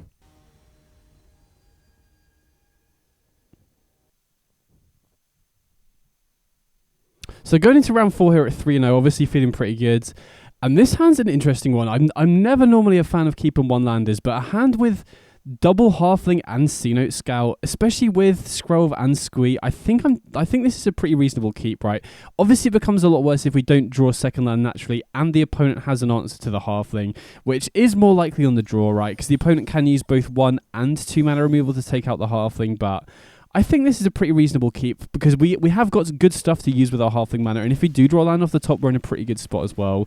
So unfortunately, we don't draw land off the first draw step. We do get Halfling down, and the opponent doesn't have cut down, which is good, but I do see, both black and green mana, which makes me think probably a mid-range deck potentially, but then they cast the Primordium. So again, I'm thinking probably against Roots here, which is decent with our hand because not decent, but less likely to get punished for keeping a hand reliant on the Delighted Halfling. So here we can go C-Note Scout to try and find a land, or we can go Halfling to guarantee another mana for next turn, which, again, against the Roots deck, I think they could potentially be running Pardon in the main deck, but if they are on Roots, they're very unlikely to have more removal, so I think it's kind of safer to go for the Halfling here. And then I see the Copperline Gorge, so now I think we're against the Jund Roots build that runs stuff like Crucius and potentially Jarsoul. So this hand and these lines are definitely more of a risky keep against this particular variant. If they're running stuff with Jarsoul, with 1 mana removal like Sheverside, for example. Again, not 100% sure what they're on, but if they're on Primordium, I'm always certain they are going to be on Roots. And then we see the Tyvar, so now they can go Tyvar minus, get back a Primordium, and then we see Duress. So now I'm 100% sure that we are against the kind of more mid-rangey version, because they'd only be running Duress in the main deck if they are also running Jarsoul, I think. Anyway, that's the kind of read I've got at the moment. But now we've got a really good turn. Since they attack with the Primordium, which, I'm not 100% sure was correct from the opponent, we can now go Merry into Animus Might, attack down the Tyvar, and draw a card off the Merry, which, had they kept back the Primordium, our turn would have been much worse this turn if they had held that back as a blocker. Now we can go land into C-Note Scout, hopefully find us another land here, so definitely going to be in the C-Note Scout. I guess in this position, we don't even necessarily need another land. A card like a Tajik would be really good off the top. Another card like Samut, especially when we have an Animus Might here, would also be really good. So these Halflings putting in work so far, but I am a little bit worried that the opponent, they're much more likely to have removal because it looks like they are on the kind of mid-rangey Joss or Crucius build, which I think is more of a scary matchup compared to the version that we faced last round. And they go for the Blanchwood Prowler, so this just fills their graveyard and gets them a land back. And then we see Roots in the graveyard, so they are starting to fill their yard now. I am a little bit worried because they can potentially get Crawler online. They can potentially start casting stuff like Roots from the graveyard. But I still feel pretty good about this spot, right? Having this second Animus Might here is a pretty big deal because we can go Squee, we can use the Animus Might to take out the Primordium and then go in for a pretty big attack here, right? They've only got a 1/1 as a blocker. And I'm not 100% sure if it's correct to attack with the Scrolve here or not, right? Because they can... I think it's probably correct not to attack with the Scrolve because they are probably going to take a trade here with the Squee token, if I had to guess. And since they are probably on a more removal-heavy deck, I probably want to hold this Scrolve as a way to protect my cards like Squee and Merry from their removal. But either way, we're still getting in for a pretty big attack here. Gets them down to 10. Now, I am a little bit worried that they can just jam a Chitinous Crawler. They are getting... They might already have Descend online. I can't tell because I can't hover over their graveyard, right now. But that would make blocks a lot more difficult. Okay, they've got 12 cards in the graveyard, so they've already got Descend online. And that could mean they can go Crawler, get a land back, and they do have the Crawler here. So this is kind of a roadblock for me now. I mean, we do have Scrolve to give our creatures a way to attack past the crawler, but they also have a lot of green creatures in the deck. They might have some green 1-drops that they can play, but either way they go for the Mortuary to Surveil. They don't have any 1-drops in their graveyard yet, so that's a good line from the opponent, I think. But regardless, I think we're basically just forced to attack again, right? We can draw with Merry. We're still producing stuff off the Squee. We could potentially use the Scroll to give Squee, make it unblockable by black creatures. I could also just see an argument for attacking with everything here, which I think in retrospect I probably like, because if they take out the Squee, I believe we already have enough cards in the graveyard to escape it or bring it back from the graveyard at this point, right? And they're probably forced to block the creatures with higher power at this point. So I think is maybe a misplay for me to not attack with the Scroll, because we would have got in for an extra point of damage here, which I think makes a pretty big deal. Having drawn Plaza of Heroes off the top is pretty nice. So we could use Plaza of Heroes as a way to protect our creatures, but I like just getting Merry in play here, because if we draw something like a Tajik next turn, we already have the 2/2 in play, so we can oftentimes just go for lethal anyway, right? But either way, opponent untaps with Crawler, and I think they've already got enough here to be able to go for lethal, right? They can go for Insidious Roots, then they can go for Tyvar, Mill, and then they can start making tokens off the roots, and they can do the Infinite with Primordium. But I'm going to make the opponent play it out here. First of all, because I just want to see more of their deck, right? I don't really have a good understanding of exactly what they're playing. I'm just kind of guessing right now. And it'd be interesting to see some builds just make a really big board with Primordium and just pass. And some decks will have a way to win as well, whether that's something like a Voldaren Thrillseek, which I believe is what the opponent has in this game, or if they have something like Deep Cavern Bat, which is something that I tried for a while, or some people loop Hopeless Nightmares. So that's the reason why I want to make them play it out. Second of all, I also, in a tournament scenario like this, the clock is definitely a real win condition, and if the opponent is just making a big board and passing back, they might not necessarily know how big to make the board. They might mess up because it's a lot of clicks potentially. So I want to make them play it out, first of all, to see more of their deck, and second of all, because if they have to do a full combo all 3 games, and they've not been playing that quickly so far, they could potentially end up timing out, which is, in a tournament scenario like this, not the best way to win, but it is a very real win condition, right? So what I'm going to do now is basically edit out so you don't have to sit watching them combo, so you can see their end board state and see what their, win condition is.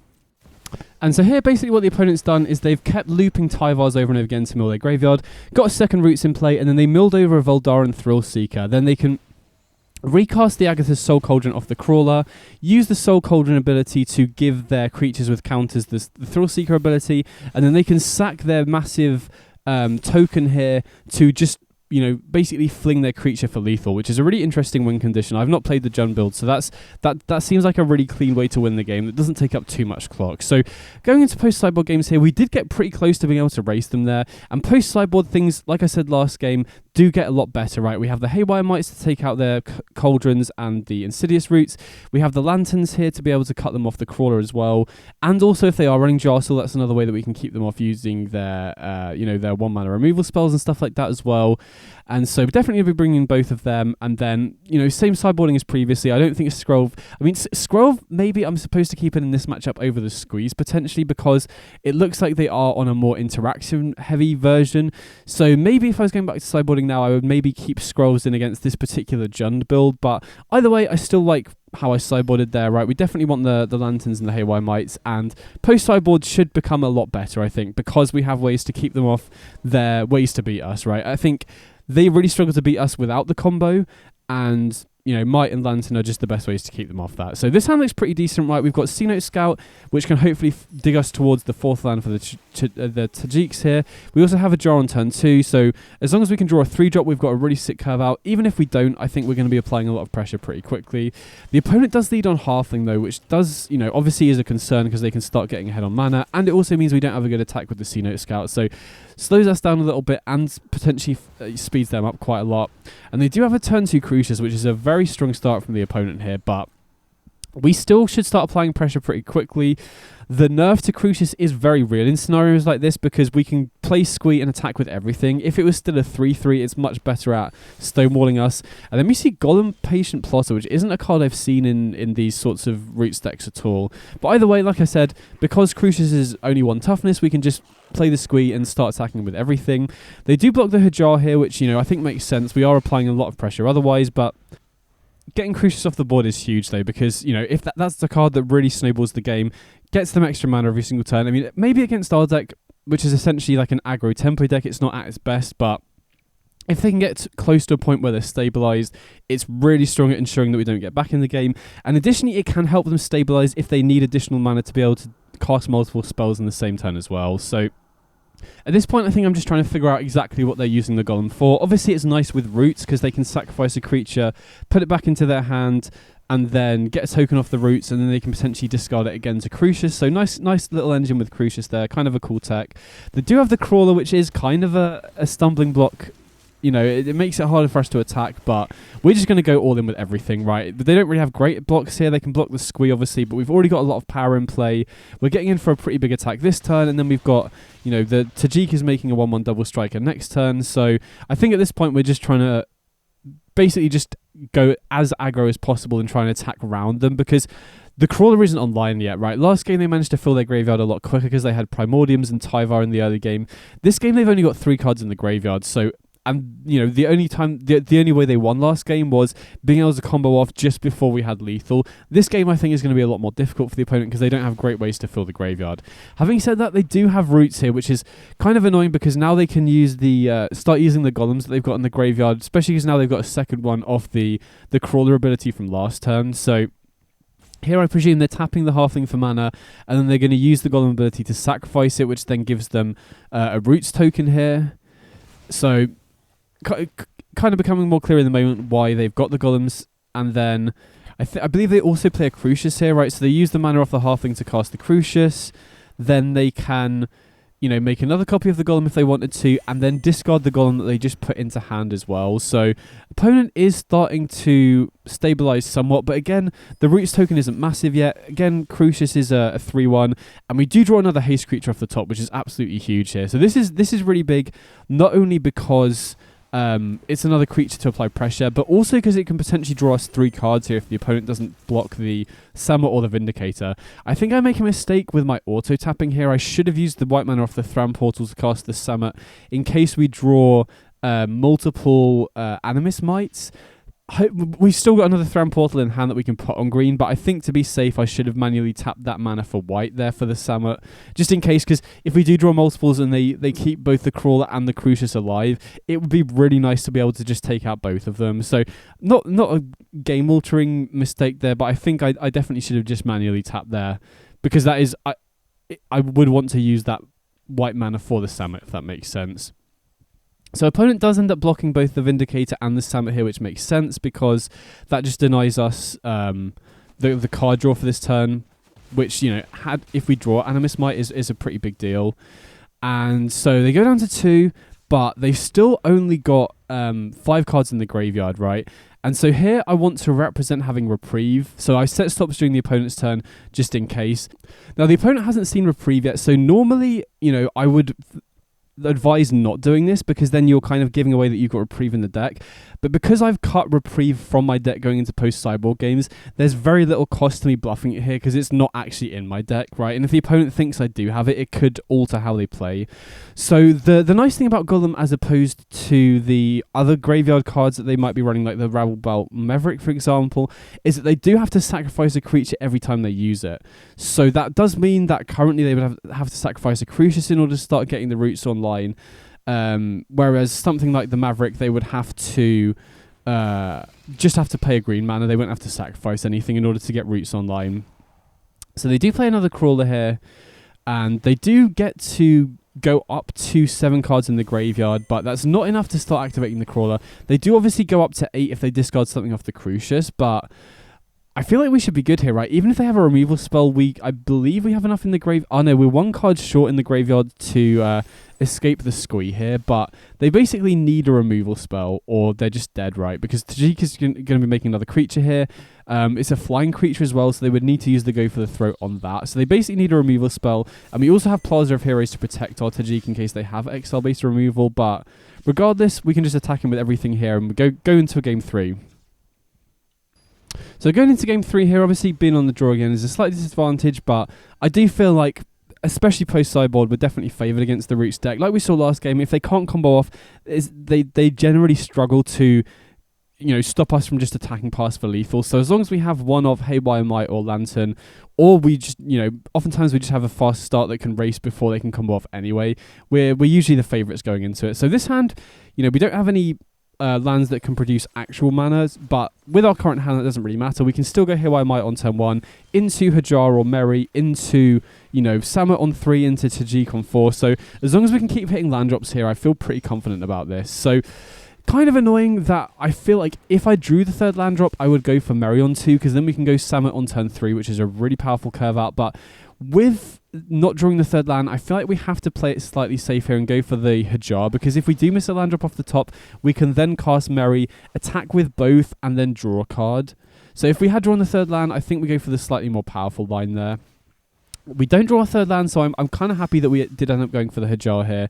And we attack him with the Merry, and we do draw a land off the top, which is really huge. So very important that we played the Hajar out first there, or we wouldn't have hit our land drop this turn.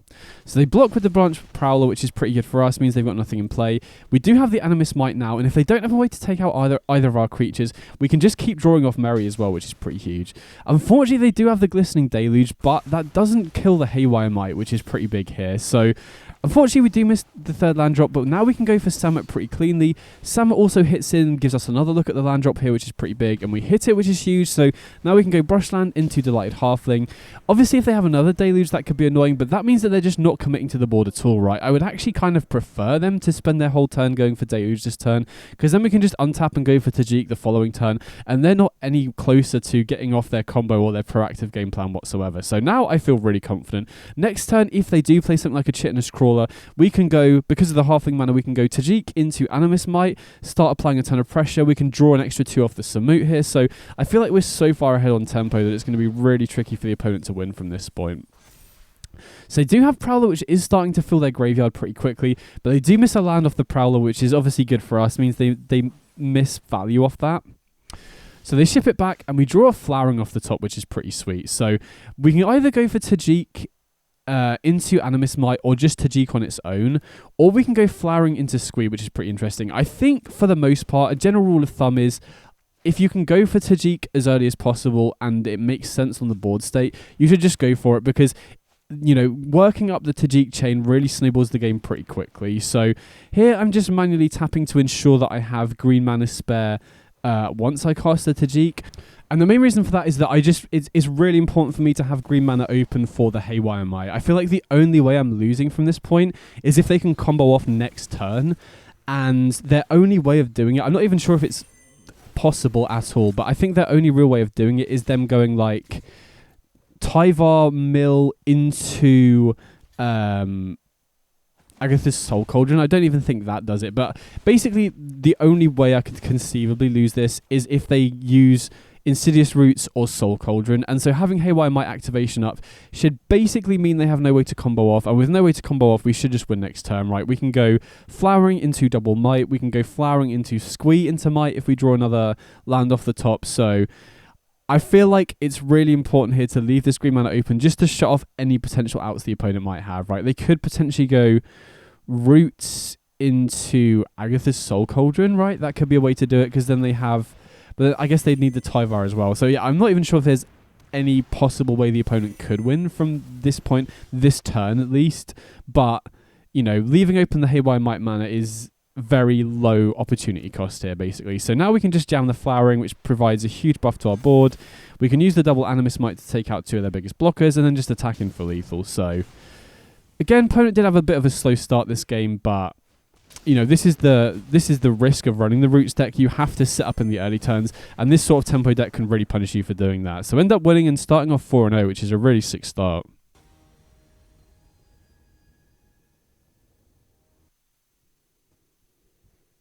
Okay, so going into round 5 here, I'm on the play, which is pretty great. And this hand looks pretty sick. We've got Halfling on turn 1, into Squee on turn 2, into Tajik on turn 3, assuming we draw our third land drop. Now, it is a little bit awkward having double Thram Portal with the Flowering here, especially if the opponent has a removal spell for our Halfling on turn 1, but if the Halfling survives here, I think this hand is really, really strong, especially if we can find that third land for the Tajik as well. So definitely going to lead on Thram Portal on green into the Halfling here.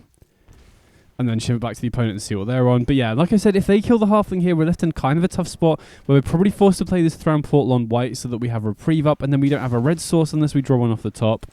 So opponent goes Battlefield Forge into Novice Inspector, so almost certainly going to be on Convoke if I had to guess.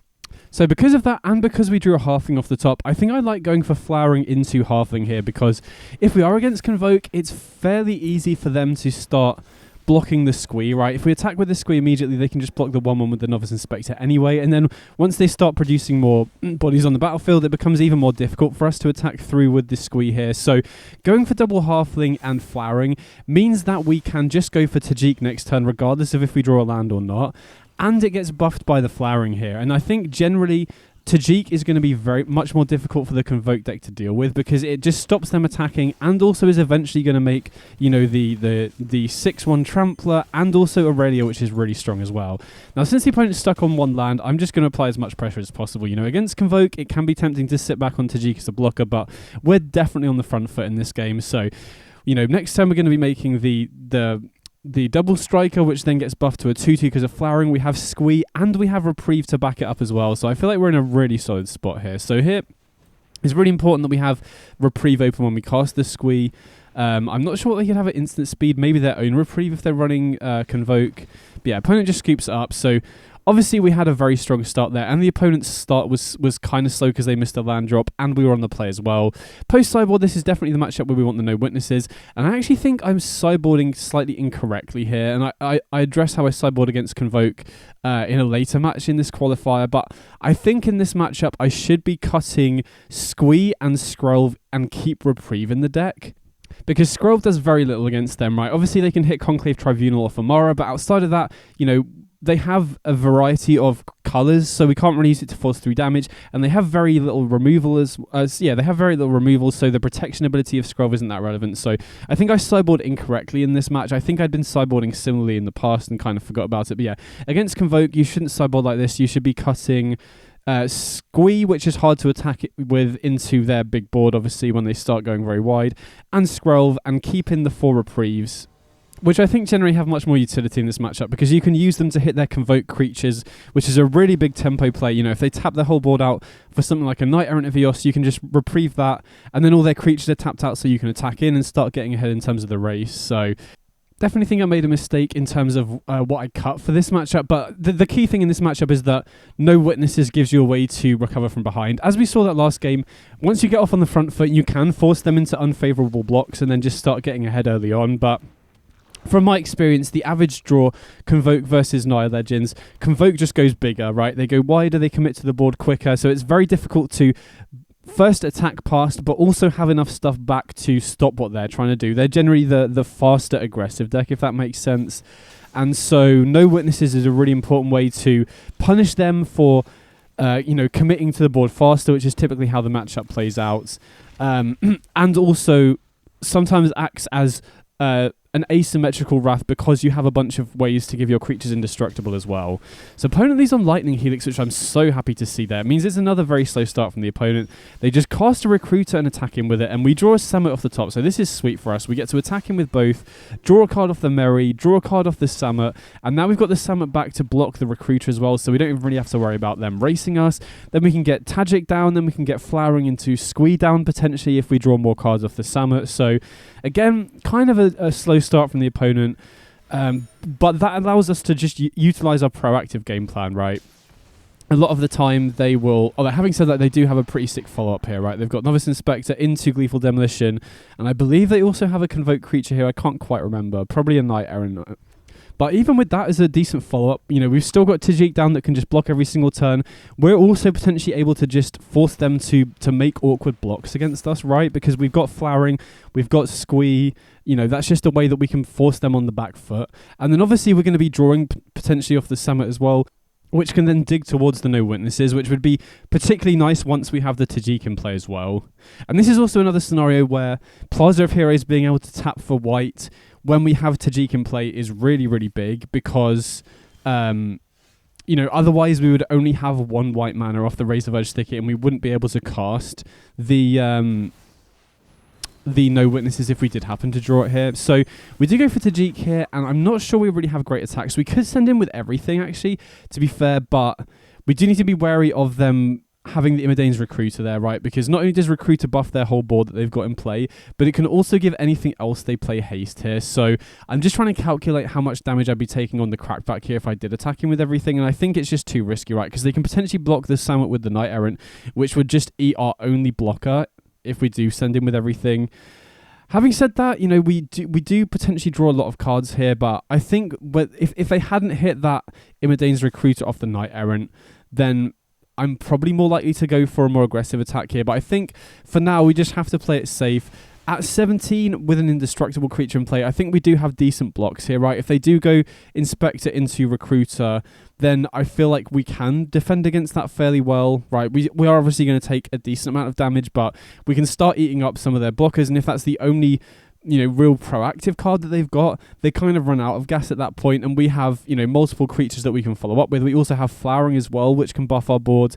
We can start attacking him with the Samut because it's got Vigilance as well. So I do feel like on board state we're definitely a little far behind because of this Recruiter here, right? That we do need to be constantly wary of that, just forcing through a bunch of extra damage, but I still feel like we're in a reasonable spot here, especially because at worst we can go Flowering into Squee, or, you know, C-Note Scout into Squee, depending on what they do this turn. But yeah, overall, I mean, at this point, we're just hoping to draw no witnesses. That's like the key card in this specific scenario, I think. And this board state is pretty typical of how the Convoke matchup plays out. From my experience, it's really not uncommon for the Convoke deck to get out to a faster start than you, start swarming the battlefield, representing lethal. And this should also hopefully show why no witnesses is such an important card in this matchup as well, because, you know, it gives us a way to recover from behind in these matchups. And in this spot, you know, this is a spot where Fear 5 foes would actually do something, because they do have a bunch of Lethal Demolition tokens, but I'm not even sure it would be, you know, enough. And in a lot of scenarios, they Convoke without any of the 1/1 tokens as well, right? If they have starts with just a bunch of, you know, Novice Inspectors and Warden of the Inner Skies that they use to Convoke, then Fear 5 foes still does nothing because all their creatures are 2 toughness. So here we're obviously forced to attack with the Vindicator, and I think we can probably afford to attack with the Samut as well. If they, you know, they can obviously triple block it, and then it would die, but I think I'd take the trade with Samut for like a Knight Errant or a Warden of the Inner Sky here, to be honest. And the other alternative we had this turn as well, instead of going for Flowering, was potentially go C-Note Scout into Squee, which is obviously slightly, you know, less mana efficient, but I feel like the buff from Flowering just makes their attacks generally much worse here, right? We can, rather than having to trade our 2 toughness creatures like Squee and Merry with their creatures that they're going to be buffing with the Imidane's Recruiter, they're now much bigger, so it means that they're just throwing away a lot of their attackers. If I wasn't at such a high life total, then maybe I'd be forced to go to C-Note Scout, but at that point, we're also forced into taking trades at that point, right? Imidane's Recruiter is going to provide +1/+0 to their whole board, which means all of their tokens and stuff are going to be 2 power, which means that when we block with Merry and Squee, they die, whereas this way they don't, right? We get the upper hand in combat slightly. So I'm still worried about this Recruiter, right? They're still going to be forcing through a bunch of damage, but I feel like as long as we play conservatively here, we do have a chance at stabilizing, mainly because we're still at such a high life total, so we can afford to soak up a bunch of damage from this Recruiter. Now, they found their 5th land. They can obviously slow roll it a little bit more, where they can cast the sorcery side of the Recruiter, which they do end up doing here, right? They get 2 Vigilances in play, so now they have a much wider attack next turn, and they can obviously activate the Warden of the Inner Sky here as well. Give it Flying and Vigilance, so, you know, if they don't activate it anymore, which I think is probably the correct play here, right? It's very risky for them to tap down more of their creatures when we have Flowering in play, because we represent a lot of damage, but that puts us down to 13 here, which is a little bit of a concern, because as things stand, we're basically just dead to this Recruiter next turn, so we have to try and find no witnesses this turn, and we do find it off top on the C-Note Scout, so now that's huge, because we can attack him with everything, and we get to draw off the Merry, which puts the no witnesses into our hand. We obviously force some blocks as well, right? Tajik's going to survive regardless in combat, and then we can just go for no witnesses main phase 2, and I feel like we're in such a good spot now, right? Because it's so unlikely that they're going to be able to get 13 hasty damage out of nowhere next turn from a completely empty board. And then off the Tajik, it's going to be a 7/6, and we make a 6/1 trample lifelinker as well. So, plus they're going to be taking some amount of damage this turn because they don't have that many blockers back because they activated the Warden. So, no No Witness is basically just going to solo the game for us here, right? This is the reason why it was such an important card in this matchup, because this is how the matchup plays out, right? You either get off to a faster start like we did game 1, which isn't too normal, but sometimes you're going to be able to steal games like that. Most games do plan out like this, where the Convoke player generally does go wider and get ahead of you, and No Witnesses just completely solos games like this, where, you know, they're forced to go all in. They're forced to commit as much to the battlefield as possible to be able to go wider than us, but then that just plays into the No Witnesses, and because, you know, obviously Tajik has Indestructible, I'm also surprised they didn't block with the 2/2s here. They know that we've got the No Witnesses, and we're basically forced to play it here, but regardless, opponent goes down to 2, and like I said, you know, there might be, if they had like Gleeful Demolition into double Recruiter, there's lines where we might be dead from 13, but I think that would be, you know, they would need exactly land Gleeful Demolition. Oh, they can't even cast double Recruiter. I thought they had an extra mana. So yeah, basically that No Witness is just going to end up soloing the game for us here, which is huge. They do have the Sanguine Evangelist, so they could go Evangelist. If we were at a lower life total, this could be scary, right? Because this is, you know, 8 damage out of nowhere, but thankfully at 13 we don't really need to worry about that. And especially because we are going to be getting the Trample Lifelinker card off the Tajik. And we also have the Animus Might here as well, which is going to be able to force through even more damage. Plus, we can escape the Squee as well, so we have way more than enough for lethal at this point, which is huge. So yeah, No Witness is just the key card in this matchup, and we ended up finding it, so opponent attacks him with the Recruiter, which is, you know, obviously pretty greedy here. But again, I don't think they really have a way to win from this point, so I don't think it really makes up, you know, ends up making a difference whatsoever. So here, I do want to still play carefully just in case I'm missing something, right? We want to make sure that we still have the mana available for the Animus Might, so escape the Squee. Don't have any interactions with our graveyard, so it doesn't really matter what we exile here. And then we can just Animus Might, take out the token here, because if we take out the Evangelist, they get another token when it dies, I believe. And then Tajik makes the Spark Trooper, and we can attack him with everything and win the game. So yeah, No Witnesses coming in clutch, but that's the whole reason I'm running it in the sideboard.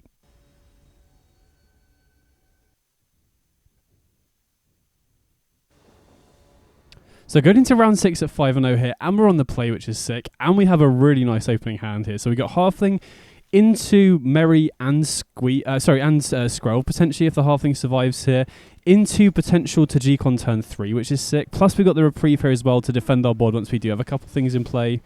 So opponent leads on the Restless Anchorage here, so again, could be a number of things. Could be, well, since they're on Restless Anchorage, I assume it's some kind of control, whether that's Esper or just straight blue-white, not 100% sure yet, but they play the Caves of Caller, so almost certainly even against Esper. And now at this point, I think we're safe to just jam the Tajik. Obviously, they could have a Reprieve here, but if they do use Reprieve, we get to draw a card off the Merry, and, you know, if they don't have Reprieve, they have no real way to answer the Tajik, so even with the Reprieve, I feel pretty good about this spot, because obviously, them getting to 3 mana does mean that they can have Porcine Portent up for the Tajik next turn, but since we have Scrove in play, if we cast the Tajik and they try and target it with the Portent, we can just use the Scrove to protect it anyway, so I feel like we're in a really good spot. We're just trying to get to a point now where we can hopefully get a Tajik in play, and then still be able to hold Reprieve up going into the Sunfall turn. That's my main goal with this current hand, basically.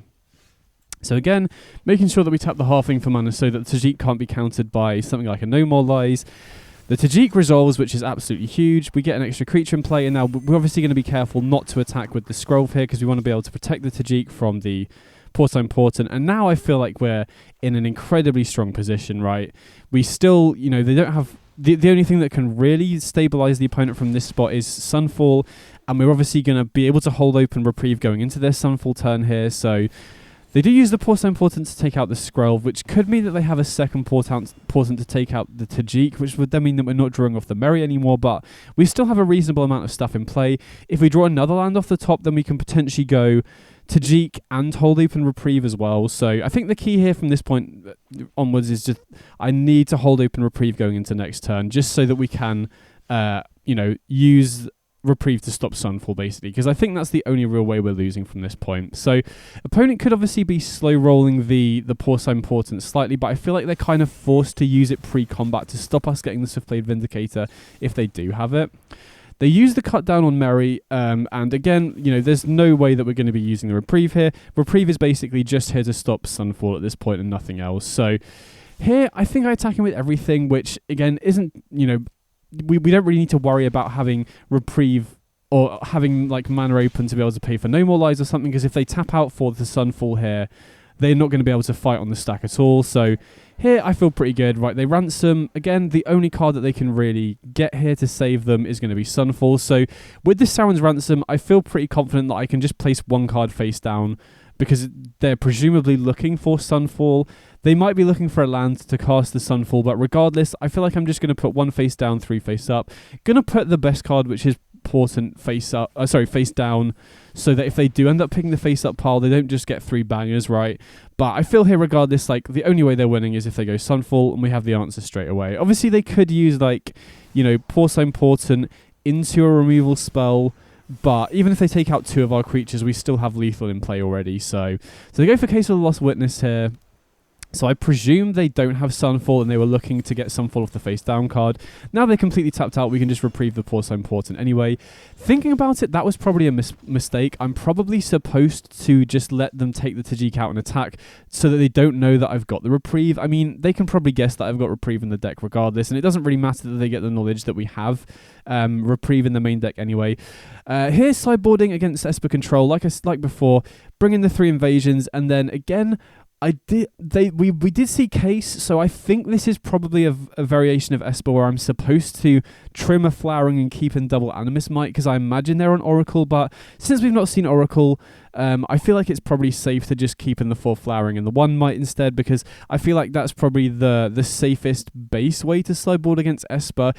But, I think the Case versions are more likely to be running Oracle, so I think this is a fine way to sideboard. And regardless, both builds are likely to be running Roscoe, they're likely to be running, first it'll pick off the Portent, so I think having 2 copies of Animus Might in the deck is very rarely going to be dead, right? It's only really going to be an issue if you draw both of them and they don't have a Roscoe early on, if that makes sense. So this hand, very happy to keep. We've got both Reprieve and Invasion as well. We do have the Animus Might available if they do play an early creature like an Oracle or a Roscoe, for example. And we've got the C-Note Scout that can help us dig towards a red land for the Squee and the Merry, which we find immediately, which is pretty huge. So here, I think I'm just going to jam the Invasion. I think makes most sense, because there's a chance that they just pass back, so Reprieve isn't really going to be doing that much. And if they don't have Sunfall, hitting something like a Portent this turn before they can cast it is pretty big. Plus, with 2 haste creatures, I just like getting the Invasion down now so that we can follow it up with something like a Squee next turn. So they do have the Sunfall, but they're a few turns off casting it, and we have the Reprieve as well. So because we have the Reprieve, I could see an argument to taking something like the Roscoe instead here. Again, I'm not too concerned about the Oracle, because if they tap out for Oracle next turn, we can just go Merry into Animus Might. But I just play it safe here, take the Sunfall, which I think I like, especially with the Animus Might here, right? Because we have the answer for the Oracle. If they go for that next turn, we can just go Merry into Might, and then we can potentially Reprieve the Roscoe if they don't tap out for it as well. So I like taking the Sunfall here because it basically makes it unplayable, right? The opponent is so far away from getting to 7 mana. So they do just cast the Oracle here, and we end up drawing a Summit, which is interesting. I still think I prefer going for Merry into Animus Might here, because this then enables us to just flip the Invasion immediately, which is a pretty big deal, right? Obviously, this does mean that we don't have Reprieve available in order to counter the Roscoe, but I don't think that really ends up mattering here, because, we're immediately buffing the Merry to a 3/3, so we can continue attacking with it next turn, even if the opponent does play Roscoe. And then we've obviously got Squee as well that we can follow it up with, which would then draw us a card off the Merry. So yeah, I feel like in a pretty good spot here. Obviously, the opponent can still top deck out of it. They can still top deck Sunfalls, but right now they're also just stuck on 1 white source, right? I feel like if they had another white source, they probably would have played it by now. So not only is the opponent Sunfall in exile, but they also just don't have access to the extra white mana. So I think I make another pretty big misplay here. I think I definitely should have gone for the Squee here instead of the Samut, because they can just block the Samut. I can't remember if that was a misclick or a misplay at the time. I hope it was a misclick, because this was a pretty stupid mistake on my part. But opponent goes to block the C-Note Scout, which is definitely incorrect. They should block the Samut here, especially while we're tapped out, right? There's no way we could have a combat trick here. So yeah, I think, trying to remember back to the game, I think that was a misclick, and I meant to go for the Squee instead, because, much better to play the Squee there, because not only do we get an extra 1/1 attacker, but the Squee dying and going to the graveyard means that we can then escape it later, right? It's much better for the Squee to die in combat than to get exiled by something like a Sunfall. So that was definitely a misplay. We would have had an extra 1/1 token. Now, the 1/1 token wouldn't get a buff from the Invasion, or the the flipped invasion because it didn't declare an attack is how that works. But yeah, I definitely made a misplay there. I should have cast Squee instead of the Summit there. So here I think we've got a pretty clear turn plan, right? We should just cast Squee and then we can hold open reprieve back up. Right, I'm still concerned about Sunfall. So they do have the reprieve for the Squee. Does drain them for it does drain us for one off the Rusco, but we can just continue attacking him with the Merry and the C-Note Scout here. Forces them to trade here, which is really huge, right? Not only slows down the midnight clock, but also slows down the opponent's ability to keep ramping up the clock counters. Here I choose not to play the Hajar out, so we're still holding open reprieve, which I'm not sure I agree with entirely. I can see why, because next time we can just go Squee with reprieve back up and still hold reprieve open here in case they cast, something like a Sunfall. But I feel like from this point, the only thing we're really worried about here is Sunfall. And if they do Sunfall both the Merry and the Hajar, we still have Squee plus reprieve back up. So looking back on it now, I think it was probably a misplay to not play the Hajar here, because if they have Sunfall, we can still recover from it, and if they don't, then we have way more power in play. We can just start closing the game out a lot more quickly, if that makes sense. And because we want to hold open reprieve this turn, we can't really afford to cast the Hajar this turn either, right? Had they just had the Get Lost, we would have had an extra 3 power in play here, which could have made a big difference, obviously. So I think that was definitely a misplay. I should have just gone for the Hajar this turn. So here they go for Portent on the Squee, and even though they've got that Sunfall in exile, I don't actually mind going for a reprieve here, because basically we're forcing them to either draw a white land or lose the game at this point, basically, right? Because we not only get to draw a card off the Merry, which gives us more resources to recover from a sweeper, but if they don't draw a white source here, then we basically just win the game, right? They need Sunfall to stabilize here. If they do draw a white source, then we still have Hajar, Scroll, reprieve back up as well, which is a really good way to close the game out afterwards. So even though using the reprieve does open us up to, potentially being soft to a Sunfall there, I still feel like it just gives us the best opportunity to win. So they don't find a white source, but they do find a deadly cover-up, which is also a little bit rough. I mean, obviously it would have been worse for us had they used the Sunfall there, but this does also enable them to exile the Squee from the graveyard, so we can't escape it anymore. But now we get to untap with reprieve and, Hajar, Scroll. We know exactly what they've got in hand as well. There's nothing they can do this turn, so even though drawing a land off the top isn't ideal here, I still feel like there's basically no way that we can lose this game, right? Because if they draw white source, we can just reprieve the Sunfall. And if they don't draw a white source, they're probably forced to use this Portent on the Hajar, which we can protect with the Plaza of Heroes. So their only real way to survive here is drawing like a second Portent, right? They use Portent on the Hajar like they've done here. We crack the Plaza of Heroes in response to give the Hajar hexproof. They would then have to use another Portent here. So I feel like they'd have to run pretty hot to be able to get out of this situation. So we protect the Hajar, and then they play out their last card from hand, which is a Mox Pearl. So they could have gone for Sunfall this turn, but obviously this reprieve is face up, right? They know that we've got it. So opponent activates the Midnight Clock, which then does enable them to refuel their hand. But with white-black mana, right, to survive here, they would need to have a single target removal or 2 single target removal spells, which is basically impossible, right? So if I was playing perfectly, I probably should have not attacked with the Scroll so that we can protect, the Hajar from whatever they use. But since there's not a 1 mana white or blue removal spell that's very commonly played, I think it's pretty safe to attack him with both. Either way, we get to reprieve the Get Lost and get there against Esper control. And now we're 1 win away from day 2, which is sick. So going into this match, we're 6-0, which means that 1 more win and we're straight through to day 2. And we've got 2 shots at it as well, because we don't have any losses so far. So we've essentially got 2 win-ins to get into day 2 at this spot, which is obviously a great position to be in.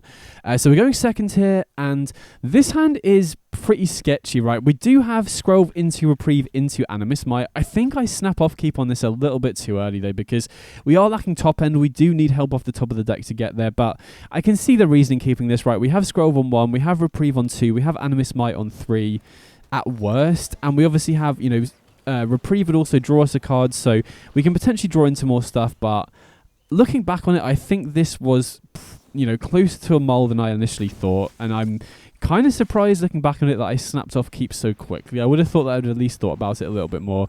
Again, it's easier for me to say now in retrospect, and especially when I end up drawing 2 lands off the top, but I think this is a functional hand but not a great one. So And honestly, I think this is probably closer to a mole than I initially thought. But yeah, so we're against Naya Convoke here, obviously. And the opponent has a really strong start, and we've kept a borderline hand, which, you know, looking back on it now, it's hard for me to say because I think this hand is functional, especially if we just draw something else instead of 2 lands for the first 2 draws, which, you know, we are running a 22 land deck, so I think it is kind of unlikely that we draw double lands off the top. So I think this hand probably looks a lot worse than it was initially, especially when we then draw another land off the top, but I don't know, it's hard to say. I think this hand is a defensible keep, but I probably should have thought about it a little bit more, if that makes sense. So now we go C-Note Scout, and we do hit best possible off the top, right? We can put a squee into the graveyard here, which we can escape later, but we're already super far behind, and we don't really have a good way to counteract that without having no witnesses in the deck. I do fire off the Animus Might on the Halfling, which, again, not 100% sure that's the best line either, because at worst we could wait for them to cast the Knight Errant and then use the Animus Might off the C-Note Scout instead, or if we draw like a Hajar or a Mary, we can use that with the... or even like a Samut, we could use that with the Animus Might. So, but either way, I think this is just a case of me keeping a pretty sketchy hand and the opponent just having a very strong start, and then being on the play with Delighted Halfling. I guess Halfling didn't really end up mattering because they just ended up convoking, but yeah, we're pretty far behind. It would be interesting to see how this match would have played out had we drawn, you know, just good non-lands instead of lands off the top. I think there's still a pretty good chance that we just end up losing this one anyway, right? But now we're just so far behind. We literally don't have anything in our hands, and they have basically a full board at this point. So I'm just going to edit out the rest of this match because you can kind of see where this is going.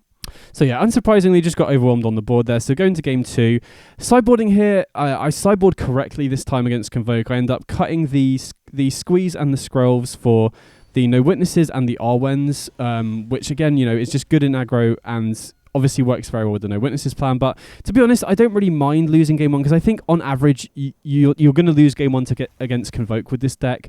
Post sideboard it becomes a lot better. So if I am going to keep a sketchy hand and get punished for it, I'd much rather it be against Convoke game 1 because I think I'm unlikely to win the matchup even if I do end up keeping a good hand, if that makes sense. So this hand is kind of lacking top end a little bit, but we have Tajik, which is just very good at buying us time and can also just overwhelm the opponent if they do have a slow start. So here I end up going for the Halfling on turn 2 instead of the Hajar because I feel like just getting down Tajik as early as possible is generally a good plan against most decks because you want to just ramp up the curve of creatures that you create.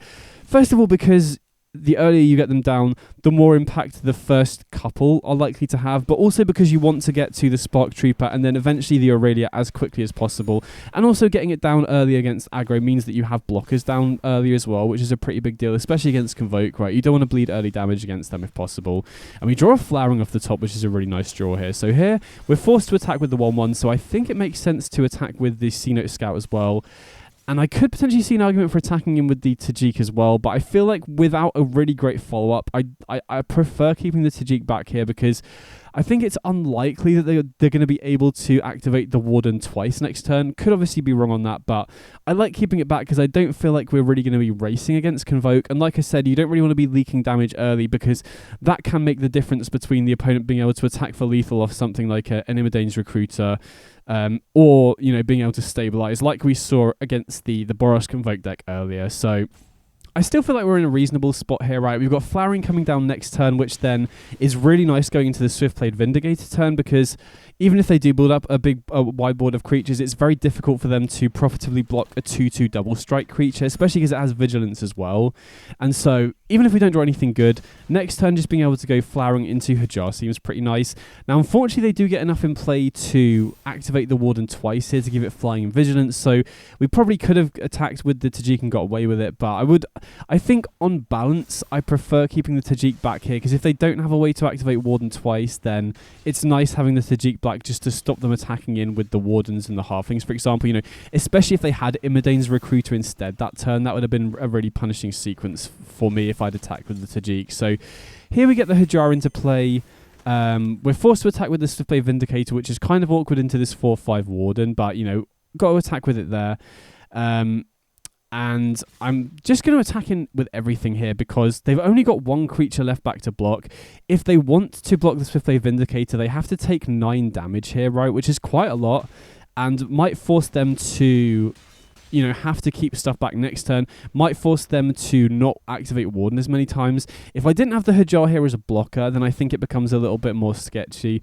Unfortunately, they do have Case to follow it up with, so they can kill the Hajar and attack in here, but I still think they can't. It's very risky for them to attack in with everything here, right? They're probably just going to attack in with 3 creatures in order to solve the case to give their creatures a bit of a buff, but I still like attacking in last turn, right? They don't typically run case in very high numbers. They don't typically run removal in very high numbers. And putting them at a low life total does, slow down their ability to apply pressure somewhat, especially when they don't have that many resources right now, right? They're almost out of gas at this point, so I assume they attack with 3 creatures and just keep a couple back to block here, but I still feel we're in an okay spot though, because if we can get to the point where Tajik conjures the Spark Trooper to get in for a huge lot of trample damage and gain us some life back, it's going to be very difficult for the opponent to race, even with the Warden here. So here I'm calculating, okay, what can I draw off the top to win? And I'm thinking, I think I basically just miscalculate and think that any haste creature off the top does it, because in my head, I think the Sky Knight Legionnaire has 4 power when it doesn't. So this next turn is going to haunt me for a while. I make probably the biggest punt I've made in any game for quite a while here. So opponent taps down another creature, and I see Mary off the top, and I get really excited because I think, okay, that's lethal, right? The Sky Knight Legionnaire is 4. The Mary is also 4 power, so I have exact lethal here. And then I end up swinging in with everything here, which is just an absolute, the biggest punt I've made in such a long time. And so I attack him with everything. And then as soon as I attack, I realize, oh, wait, the Sky Knight Legionnaire is only 3 power. And then they can obviously block the Tajik with the Halfling, block the Mary with the Warden, and then they stabilize at 1 and just attack us back for lethal next turn.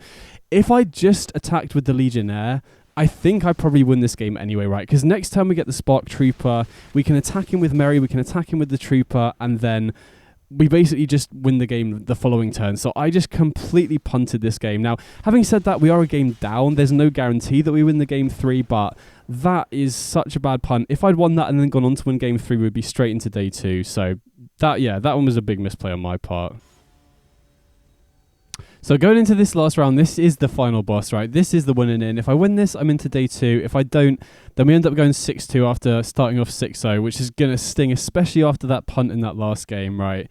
Again, no guarantee that we would have won that one, but I think we had a pretty decent chance, especially if we find a no witnesses going into game 3, for example, but couldn't do anything about it now anyway. Just got to focus and try my hardest to try and win this game. Just make sure that I don't make any more mistakes like that, basically. So on the play, this hand looks pretty sweet to me, right? We get Halfling down on turn 1, potentially into a Samet on turn 2, which can start applying pressure really quickly. Draw us a card into Squee on turn 3. So I was pretty optimistic with this hand. It looked pretty nice. So goes to opponent's turn, and they go Copperline Gorge, and then they have Shove Aside for the Halfling, which is, first of all, pretty annoying because it slows down our hand a lot, but also potentially problematic because if we don't find our 3rd land drop, we're in real trouble here, right? We've got the Scroll to play here, but if we do miss a land off the top, then we're basically just doing nothing for the first few turns in the game. So Copperline Gorge into Shove Aside, I thought was likely to be probably an Overcooked deck with Jarsil potentially, because that's the only real deck that I've seen running that. But then they run Llanowar Waste as well, and we do find a land off the top, which is absolutely huge here. So I'm just going to jam the Samet and just pray that they don't have a cut down, right? If they have a cut down, then we're getting really blown out in the first few turns. But get in. If this does connect, we get to draw a card, which can hopefully get us closer to the Tajik. And they play Seed of Hope into a Tajik of their own, which is interesting. So now I have no idea what they're playing. Maybe they're playing like a Greedier Legends deck that's 4 colors. And I did try a few of them, and the mana base was just really, really bad. So, but unfortunately, if they are playing that, which it looks like they are, they're running Jarsil with kind of 4 color Legends, basically.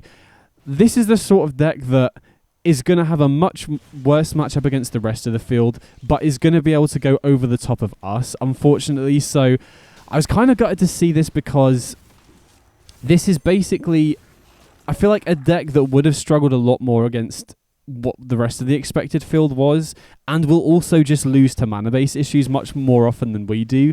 But they just go one step bigger than us, essentially, right? So it's basically just a bad matchup that forces us into the aggro tempo roll, right? The main way we're going to win this is either going underneath them and then keeping them off their more generically powerful cards like Jarsil, like Crucius, which I assume they're also running if they're in black, and then maybe even like Joda the Unifier. Wouldn't surprise me if they're running that as well, or just hope that they stumble in terms of their mana base as well, which is much more likely to happen with their version because they are running 4 colors, right? I felt like the mana base just about worked with this deck, and we're seeing in this game, right, I've got 4 pain lands, which is just going to deal me so much damage. So it is definitely a possibility that they just end up struggling to cast their cards on curve. So that's another potential way that we can win. But yeah, opposing Tajiks are a nightmare for this deck to deal with. Like, the main way that you win this, Tajik versus Tajik is get yours down earlier to get to your Spark Trooper and your the Angel. Is it called Aurelia? I can't remember the name of it now, but getting the Tajik down earlier than the opponent is definitely a way that we can potentially try and win this game, but yeah, it's definitely going to be an uphill struggle here. So we do get Samut down, which means that they've either got to give us a card draw off the top. I guess they're always going to block the Vindicator here, right? Because if they do block this Samut, we just get to draw 2 cards and get to keep the creature in play instead. So at least we do get to draw a card here, but we are taking a lot of damage off our lands. Thankfully, we find another Plaza of Heroes, so that should definitely help mitigate that somewhat. So even though we're in a bad matchup, I feel like we're in a decent spot now. I think being on the play in this matchup is absolutely huge. Had the opponent got down their Tajik before mine, I think it would be very tricky. So they Seed of Hope here, and they find another Tajik and a Ruby. I assume they're going to take the Tajik here. I can't remember what they do. Because they take the Ruby. That's kind of a surprise, because if they'd left the Ruby in the graveyard, they could have bought it back with the Jarsoul, which then gets them closer to intensity 3, which I assume they'd want to work their way up to.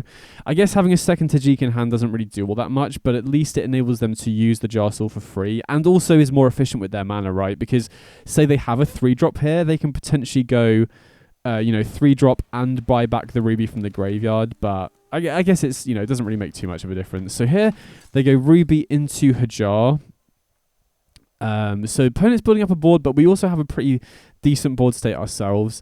So I think at this point, I'm basically just trying to slow roll the game, try and just make it so they don't have good blocks every single turn, or, try and set that up as best I can, and then hopefully start pulling ahead once we get to our Aurelia and our Spark Trooper as well. So opponent attacks in, doesn't have great attacks there, like I said. We don't have really great options this turn either, right? We basically just cast Squee and ship it back. I think we do get the Sky Knight Legionnaire into play, which is pretty nice because we can start, attacking in the air. Obviously, the opponent's going to get theirs the following turn as well, but like I said, just getting ahead on this on the Tajik chain is going to make a big difference, I think. So we get to attack in, and we also get to draw a card off the Samut, which is pretty big. So we are pulling ahead on terms of card advantage, which is pretty big, because typically their build is a little bit more greedy, right? They get more value off the Jarsouls and the Cruciuses, but it's a little bit slower to apply pressure, if that makes sense. But either way, we now have the bigger board, right? We have the Squee, we have the Merry in play.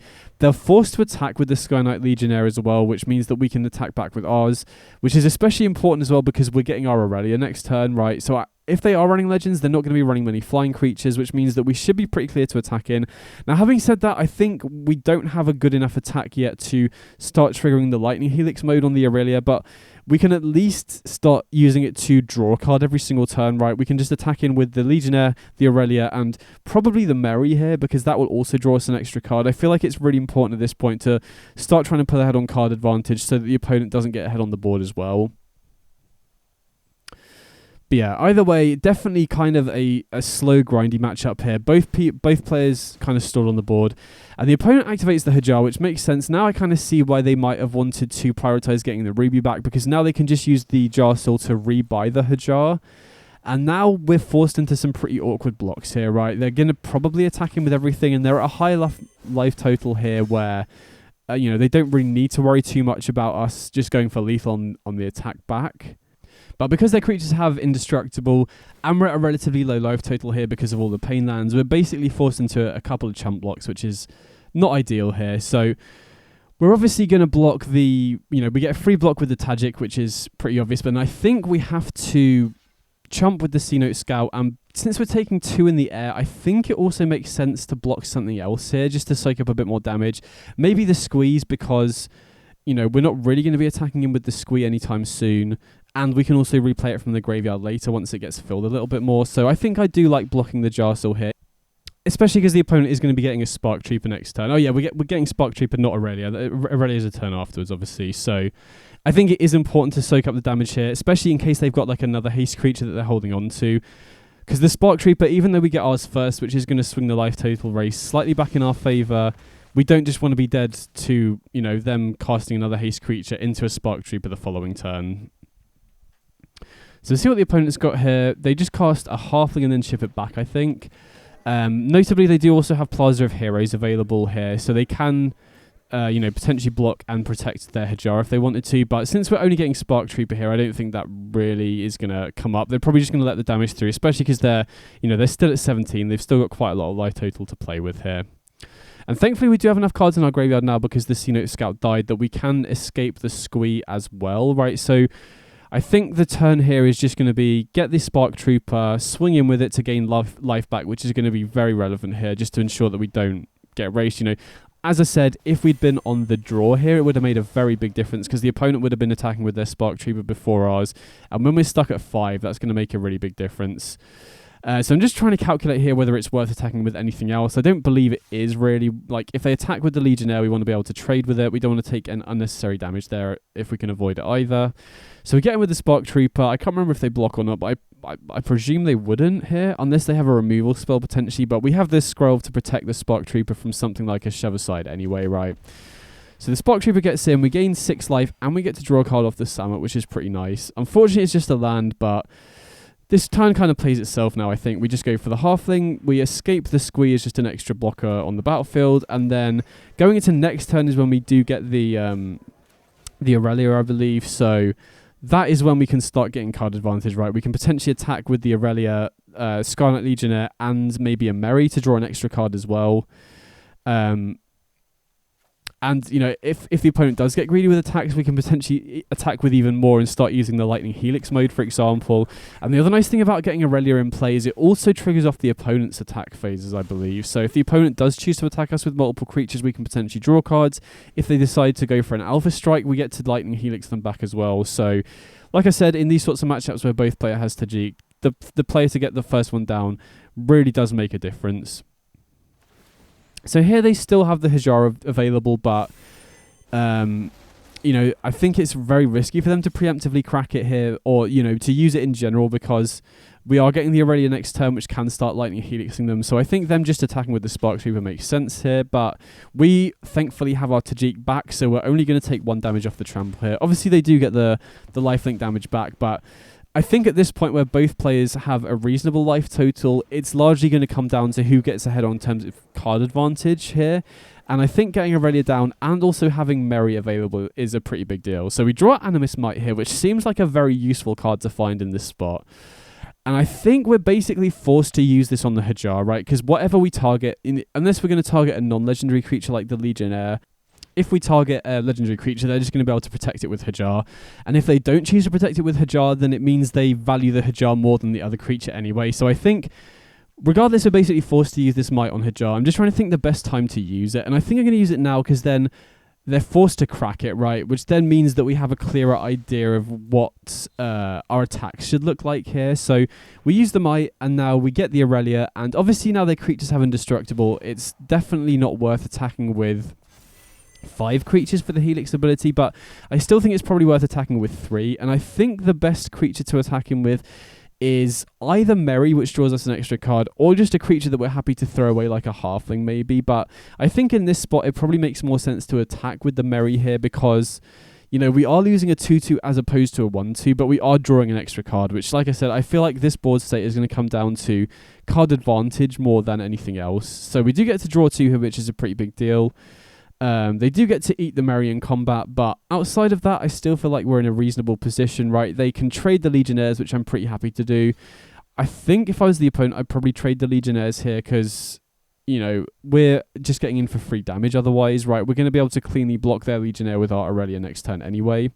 And I think in this spot, I don't mind using the Plaza of Heroes to protect the Merry because we still have the second Plaza in hand. We have the third Plaza in hand here, so I think it's very important for us to be able to protect our Aurelia because the opponent is forced to attack with their Aurelia next turn. And I definitely want to offer the trade here. And then if we do offer the trade, we want to be able to protect our own Aurelia.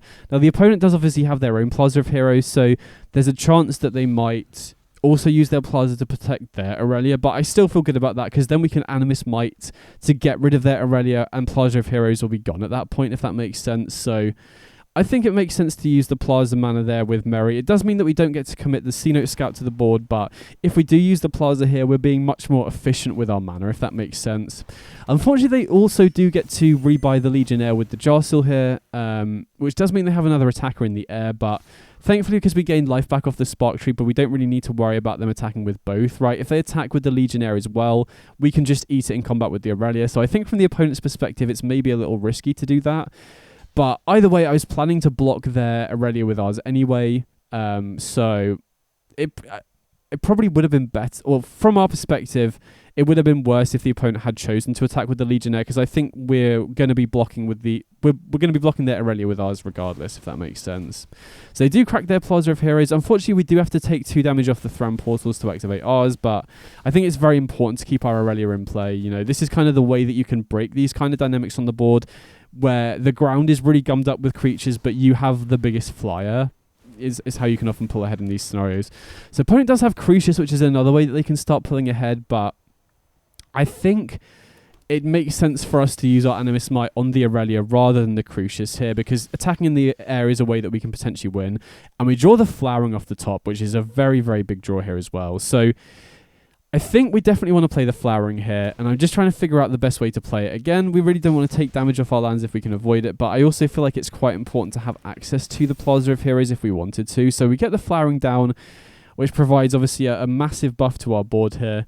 The Aurelia, if we do choose to go for a massive attack here, is also going to be able to gain us life back off the Lightning Helix mode as well. Opponent's basically tapped out here, right? Especially with Flowering, there's nothing they can use to kill the Aurelia, so now we can use Animus Might to take out their creature. And I can't remember what I do here, but I feel like this is the kind of spot where we can start pulling ahead, right? We can start attacking with a little bit more. I think I would probably leave the Halfling back here so that we still have, and probably the Skrull as well, so that we still have, I guess, attacking with the Skrull. I guess that makes sense, though, because we do want to apply as much pressure. We want to force them into as many awkward blocks as possible here. So thinking about it, I do actually think I like attacking it with the Skrull here, because it just, the more damage we represent, the more they're likely to have to block with, right? And so maybe there's even an argument to attacking him with the Halfling here as well, just to force through a bit of extra damage. But I think if they do make good blocks, they're not dead to the Halfling regardless. And keeping the Halfling back, at least, you know, gives us a chump blocker in case they find a haste creature of their own. So again, you know, it forces them into some pretty unfavourable blocks. They do get to keep the Jarsil around here, but which does now, you know, enable them, if we hadn't drawn the Animus Might, they could rebuy the Spark Trooper with Jarsil next turn, which is actually a pretty big deal. But thankfully we did draw the Animus Might off the top with the Merry and the Aurelia trigger. So what I was planning to do here was using the Animus Might to take out the Jarsil, but in the moment, I completely forget that I no longer have any green legendary creatures in play, which means that the Plaza is no longer tapping for green. So I use my only remaining green source to cast C-Note Scout, which was a pretty big punt on my part. In this moment, I'm still thinking, okay, I'll cast the C-Note Scout, play the land out, and then use the Animus Might to take out the Jarsil. But obviously, Plaza's not tapping for green here, so that's a really big misplay, because now Jarsil can get back Spark Trooper from the graveyard, which doesn't kill me here. Thankfully, you know, but if I'd used the Animus Might to take out the Jarsil, I think that completely puts the game to bed. We're almost guaranteed to win. That misplay now gives them an out, right? Because they're not only going to be forcing through a bunch of damage to force us to chump block with stuff, but they're also going to be gaining a bunch of life back, which makes it more difficult for us to set up for lethal next turn. So that was definitely a misplay. I should have used the Animus Might instead of the C-Note Scout there. Then they would not have the Jarsil in play. They wouldn't have got the Spark Trooper here either, and we'd be in such a better position. Like I said, thankfully, we at least still have blocks to this, right? We can chump block the Tajik with the Halfling. We can trade the Jarsil with the C-Note Scout and then soak up the damage with the Aurelia, or potentially block the Spark Trooper with the C-Note Scout and keep the Aurelia around. I'm just trying to think if there's any way they would have to deal direct damage from this point. I think I end up playing it safe and blocking the Spark Trooper with the Aurelia here. I'm also, need to be very wary of the pain lands that I'm still relying on to cast certain cards as well. So I do end up blocking with the Aurelia here. So opponent goes back up to 9.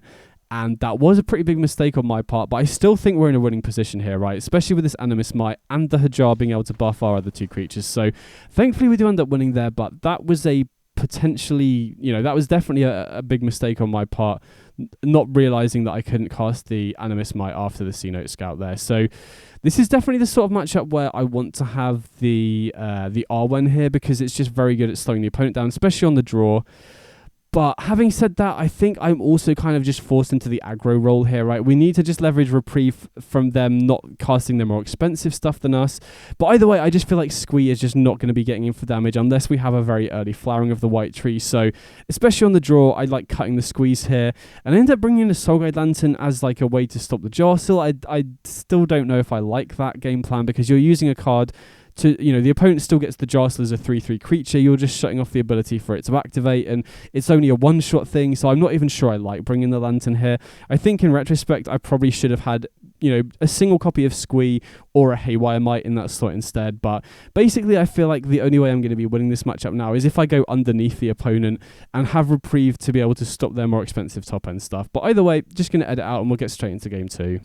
Okay, so going into game 2, obviously being on the draw is going to be more difficult, because again, the opponent's deck is slightly bigger than ours. They, have slightly more value engines going on as well. So I think they're definitely favoured going into the long game. Obviously, we did end up winning the long game there, but I feel like if the opponent had had a Crucius going the whole time or something, and if we hadn't got our Tajik down first, which is obviously going to be trickier to do going, when you're on the draw, then I think the opponent definitely would have had the advantage in the longer game. But again, they are running a more greedy version of the deck, so I think they're more likely to run into mana base issues.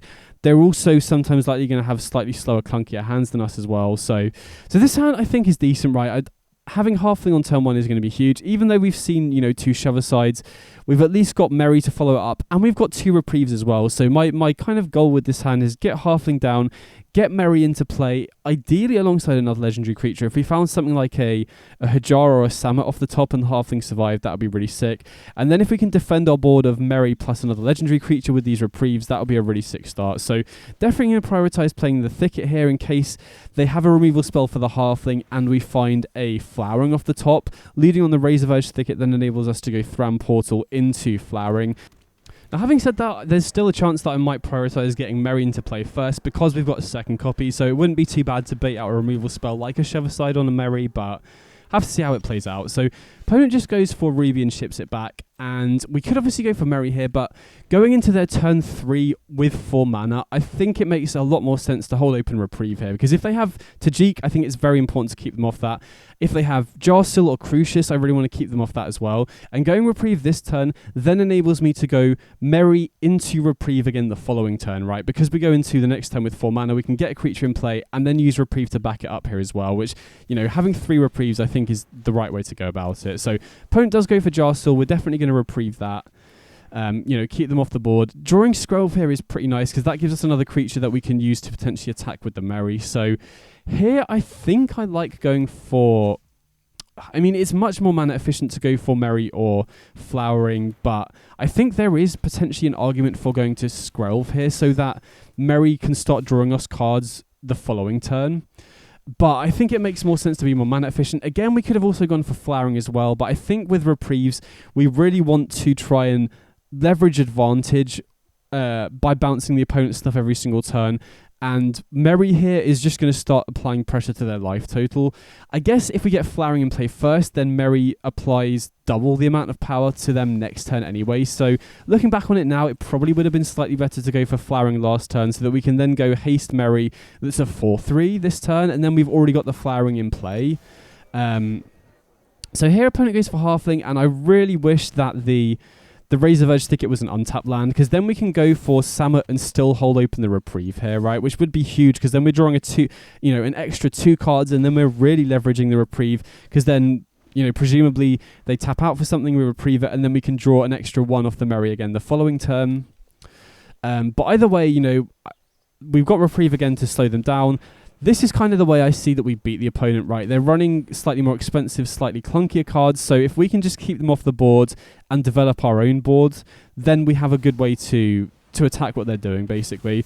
Unfortunately, they don't have enough mana to cast Jarsil twice in the same turn. They've got Seed of Hope, and now they can also use the Jostle to rebuy the Frodo from the graveyard as well, and they get back the Tajik from that into their hands. So now they have their Tajik before ours, which is definitely a concern. Like I said, whoever gets their first one down in these sorts of Tajik mirror matches, especially when both players don't really have a good way to answer it, right? We don't have any way to exile creatures in our deck, and I wasn't sure if the opponent had any in theirs either. Then it becomes tricky, but either way, I still feel like we're getting very far ahead on tempo, right? If they don't block this Samut here, we get to draw another card here, and even if they do have a Tajik in play, they're forced to attack with their first creature, which we can just eat up, and then they can only get one free block with a Tajik, right? They can just block one creature with a 1/1 indestructible, and it really doesn't slow us down too much. So even though the opponent does find their Tajik before us, I feel like we're potentially far enough on, ahead on the board now where it might not end up mattering. So we go for Skrelv. And now I feel pretty confident, right? We've got a pretty decent board. They do get the Frodo back from the graveyard with a Jostle, which is another potential blocker.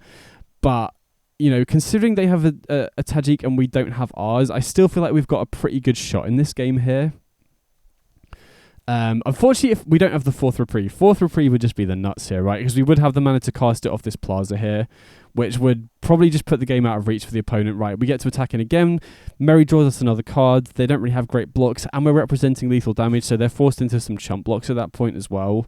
And I think the opponent is trying to weigh up whether we have the reprieve or not, because they go for the Eternal Wanderer. So obviously I was not expecting this card at all. And this is just going to solo the game for the opponent from this point onwards. So this is, I guess, the opponent's way to deal with our Tajik, right? They wait for us to build up a wide board. Then they minus the Wanderer. Like, these are the sorts of cards that the opponent has that we don't, that just enables them to go over the top of us. So they leave us with a Halfling. They can get back a Frodo in, after they've activated the Wanderer as well. And now, we're basically have no good way to win this. They are still down at 10, so if we drew our own Tajik immediately, we can potentially race, but they're going to be creating 2/2 double strikers off the Eternal Wanderer every single turn, so you guys can probably imagine how the rest of this game goes. I end up drawing another Flowering here, which doesn't really do much, so I'm just going to edit out the rest of the game. Eternal Wanderer basically just snowballed the game for them, got rid of our board, and then enabled them to get their Tajik online, start making 2/2 double strikers, so I'm just going to edit out, and we'll go to game 3. So going into game 3 here, at least we're on the play, which does make a very big difference in this sort of matchup, especially because they are going bigger than us. We're basically forced to try and go underneath them. So being on the play, having an aggressive start is really key. And this hand looks pretty good to me, right? We've got C-Note Scout into Merry into Samut, and Merry into Samut is a really good curve. C-Note Scout is obviously going to be used here to try and find a land if possible, because we really want to find a third land on curve for the Samut here. And we have double Animus Might as well to hopefully take out their early creatures as well. So this hand looks pretty good to me on the play. C-Note Scout is basically going to explore away anything that isn't a land on the top, basically. So see what the opponent leads on here. I can't quite remember what their turn 1 play is. But yeah, I'm feeling pretty confident about this hand. I feel like I've got a pretty decent game plan. Now, opponent does pass back with red mana available, and it looks like they have something here. And obviously, Shove Aside can be cast at instant speed, so really hoping to not see the Shove Aside here, but I kind of suspect they have it, because it's probably the only red instant speed card they have. And they do have the Shove Aside here to take out the Merry, which is annoying, because that denies us an extra card draw next turn. And drawing a land for the last draw set was also pretty awkward, because now we're basically just forced to jam Samut next turn, hope to draw something good off it, hope the opponent plays a creature that we can use for Animus Might the following turn. Yeah, basically just hope to draw well off this Samut. And also really, really hope that they don't have another removal spell for this Samut, right? If they have another Shove Aside here, it's going to be so difficult, because not only does it deny us the card draw, but it also makes Animus Might a lot more awkward, right? If we happen to draw another land off the top and they kill the Samut, then Animus Might becomes a 3-mana removal spell that's also vulnerable to interaction. So the opponent goes Ruby, which I'm pretty happy to see, but it also just means that they could still have mana open here for Shove Aside. And when I see that the opponent has a stop set here, my heart kind of sinks a little bit, and I really hope it's Seed of Hope instead, but unfortunately they have another Shove Aside, so their hand lines up so well against what we have. Now we're left with 3 Animus Might in hand, which is a 3-mana interruptible removal spell, so...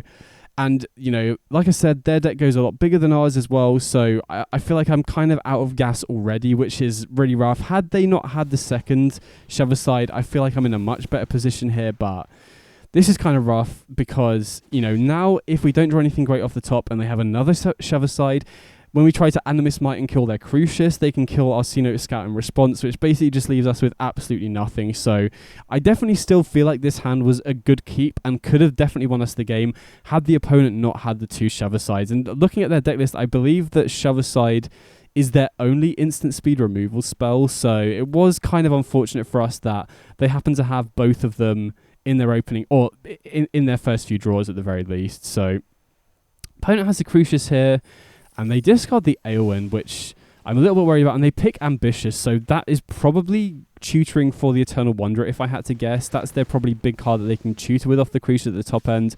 So thankfully they don't have another Shoverside. I mean, having said that, Shoverside would cut them off a mana to get them, you know, closer to the Eternal Wanderer, but Halfling off the top is obviously not a great draw, and now they have their own Tajik as a follow-up, and now this, you know, this game is basically done, right? We're not a deck that can win from behind against their sort of deck, right? They're doing the same thing as us, but just slightly bigger, so the very best that we can do here is cast Halfling, cast Animus Might to take out their Ruby. So I feel like we could have had a shot here if, you know, they didn't have the Shoversides. If we can attack him with the Mary and then go Summit and draw 2, then we've got a really good shot. But now I don't really think there's anything that we can get from behind once the opponent already has their own Tajik online. So unfortunately we end up losing this one, and it's kind of gutting because I feel like I could have potentially gotten the 7-0 had I not punted the game against Convoke, right? If we end up not attacking him with everything, just letting the Legionnaire send in and then getting the Spark Trooper to go for lethal, that game against Convoke, then going into game 3, I feel like if we can find our no witnesses, we can potentially win that and go 7-0. But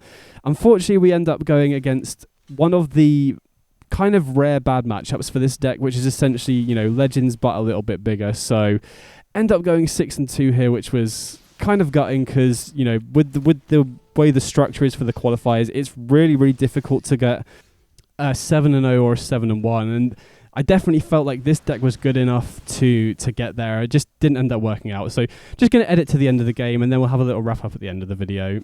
So yeah, this is the final board state. You know, not a huge surprise that the opponent ended up massively pulling ahead. But yeah, ended up going 6-2, which obviously is still a very good record, but it's just kind of getting to get so close, especially when I felt like the deck was really good enough to get there. Had I played tighter, especially in that Convoke matchup, I definitely felt like I could have got 7-0 into day 2, and then, you know, who knows how well I'd been able to do day 2. So overall, I was very happy with the deck. If you're playing Alchemy, I definitely recommend trying this out. As usual, I'll have the importable deck list down in the description if you want to try it out for yourself. Either way, I hope you enjoyed the video, and I'll catch you on the next one. Big up.